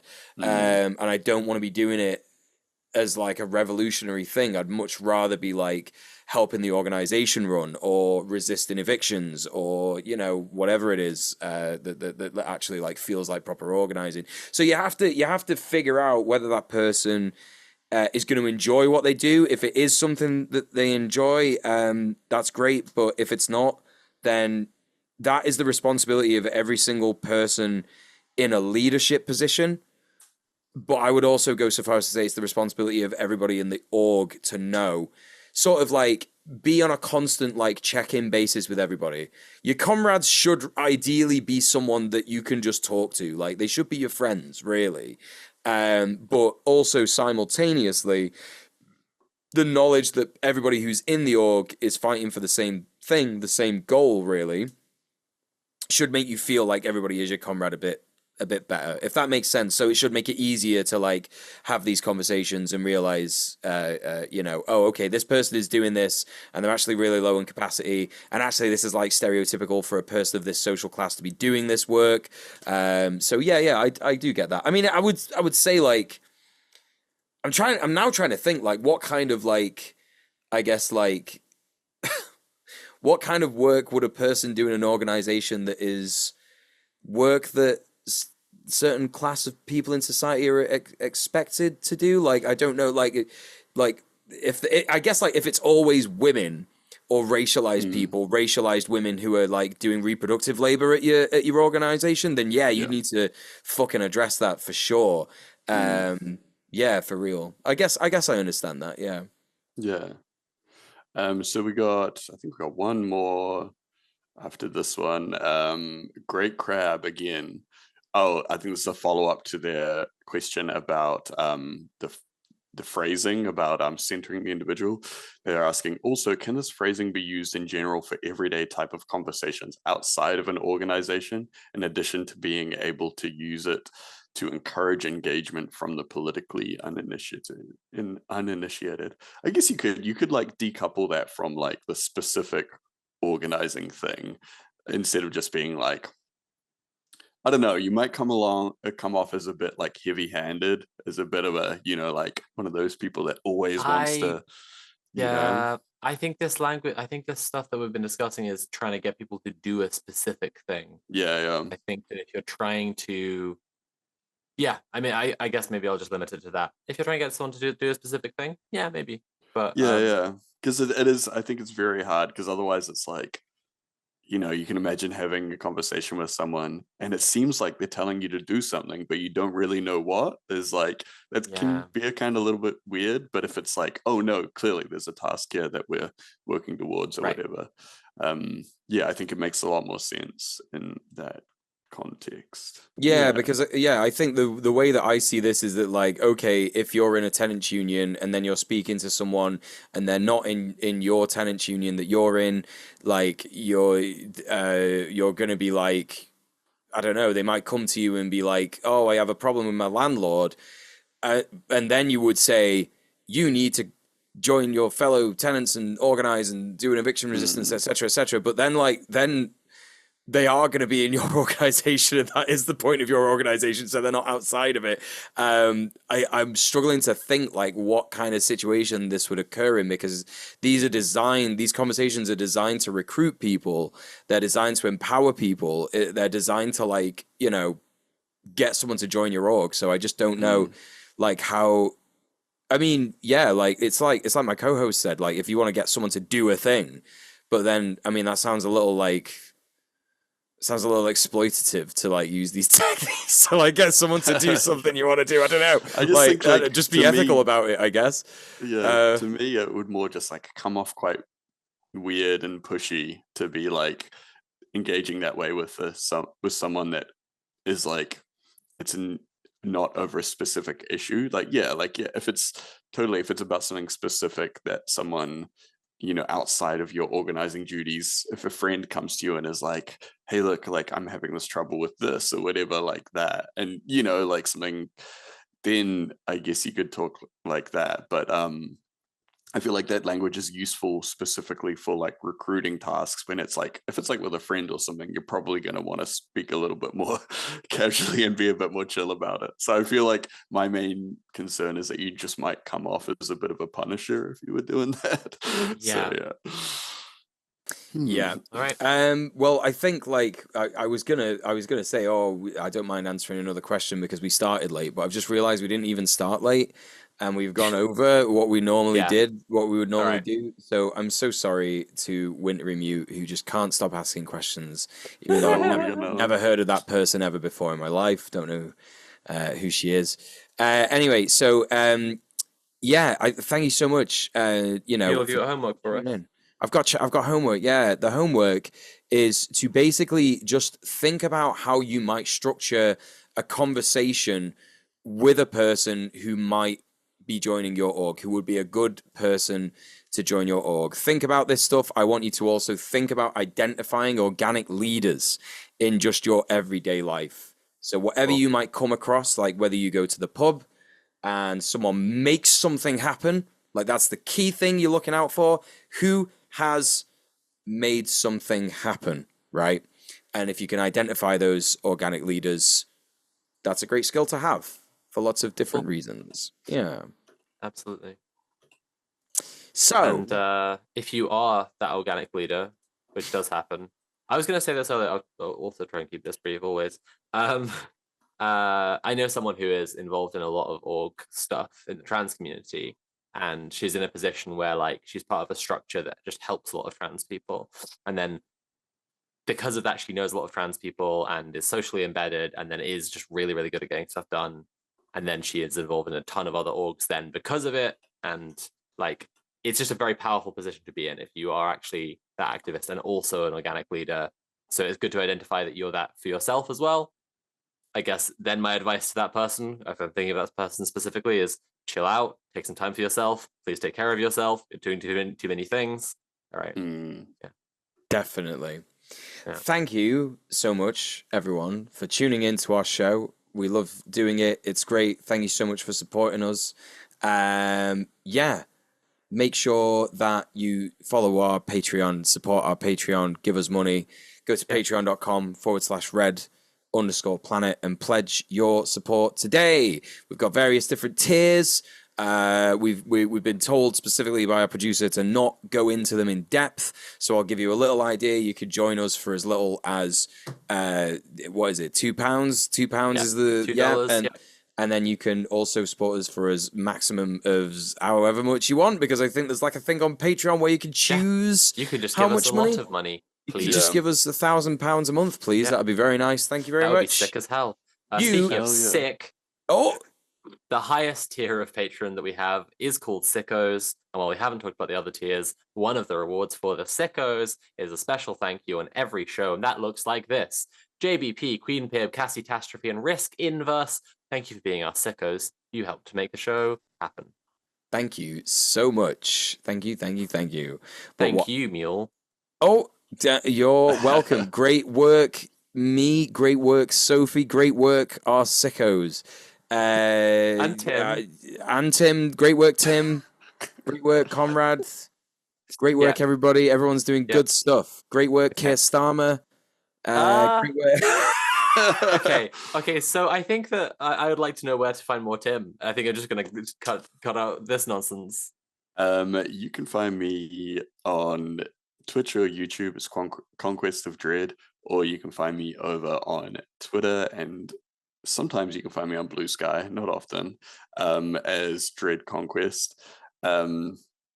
Or I have mentioned it a couple times now, if you want to check out the tabletop RPG that I've been making for a little while, go to on Twitter, Dark RPG 2000. There's a little bit of stuff happening over there. But what about Soph? Where can I find out more about Soph? Sure. So all my links are available at linktree.ee/Sophie from Mars. I'm available on some of the socials, but honestly, like I'm a lot less online than I was previously, and I'm mostly kind of enjoying my life in the real world, which is good. And when I feel present in it, I feel good as fuck. And when I go and look at posts, I feel bad. So you can follow me on socials, but I don't. But my YouTube, my Patreon, my PayPal are all available through my linktree.ee/Sophie from Mars. So you can go watch my videos on my YouTube, which is my main job, and you can give me money either monthly through my Patreon, which I'd really, really appreciate because I have been on a hiatus from releasing videos for a little bit, and I'm going to be releasing videos again pretty soon. I'm working on something called The Mad and the Mentally Ill, which is about a distinction between the liberal identity class of the mentally ill versus the Foucauldian social class of the mad, and how we treat mental illness and psychology and sociology in society and modern discourse. I'm also working on something about Star Trek Deep Space Nine, and I have a couple of other essays that are already up there, but currently in essay form. So if you go to my Patreon, patreon.com/Sophie from Mars, you can see those essays, the other essays that I haven't described. You will soon be able to see and read the essays I did describe. Soon after that, you'll be able to see all of those as videos. And then soon after that, if you go to youtube.com /Sophie from Mars, search Sophie from Mars on YouTube, you will get those as videos too. But yeah, it's been a rough time for me recently. Friends have been helping me to afford my food and bills and HRT and keep me from being homeless and shit. So if you want to help me out financially, you can either support me on Patreon, like I just said, or could just send me money directly through Linktree. So please do if that's something you're inclined to do. Mule, how can people find more of you online? Whoa, thank you. So please go to linktree.ee/DJ Mule. That's DJ MUEL. Join my Patreon. Give me money on Patreon. I literally did an update on my Patreon today because I haven't posted in over like 2 months. Well, almost over 2 months because I got a fucking job now. But you should still support me on Patreon because I one day want to quit that job and make stuff on YouTube again. I am making stuff at the moment. I'm writing some stuff. I'm not going to tell you what it is because it fucks me up whenever I do, and I feel like I'm putting pressure on myself, etc., etc. But it's gonna be good. I can tell you that. There's also a lot of like other stuff that you could get. If you go to my YouTube, you can see all the stuff I've already done. I've already done loads of stuff, and you can go and watch all of it. And it's all perfect and good, and none of it is bad, or you can't criticize any of it. It's perfect. Sophie told me so, so there you go. Anyway, that's not true. So yeah, please go support me there. Yeah. Awesome. Yeah. There we go. Great stuff. Thanks All for right. watching. Thanks for watching, everyone. We'll see you next We'll see week. you, I don't know what we're next time. doing, but we'll see you there. Woo!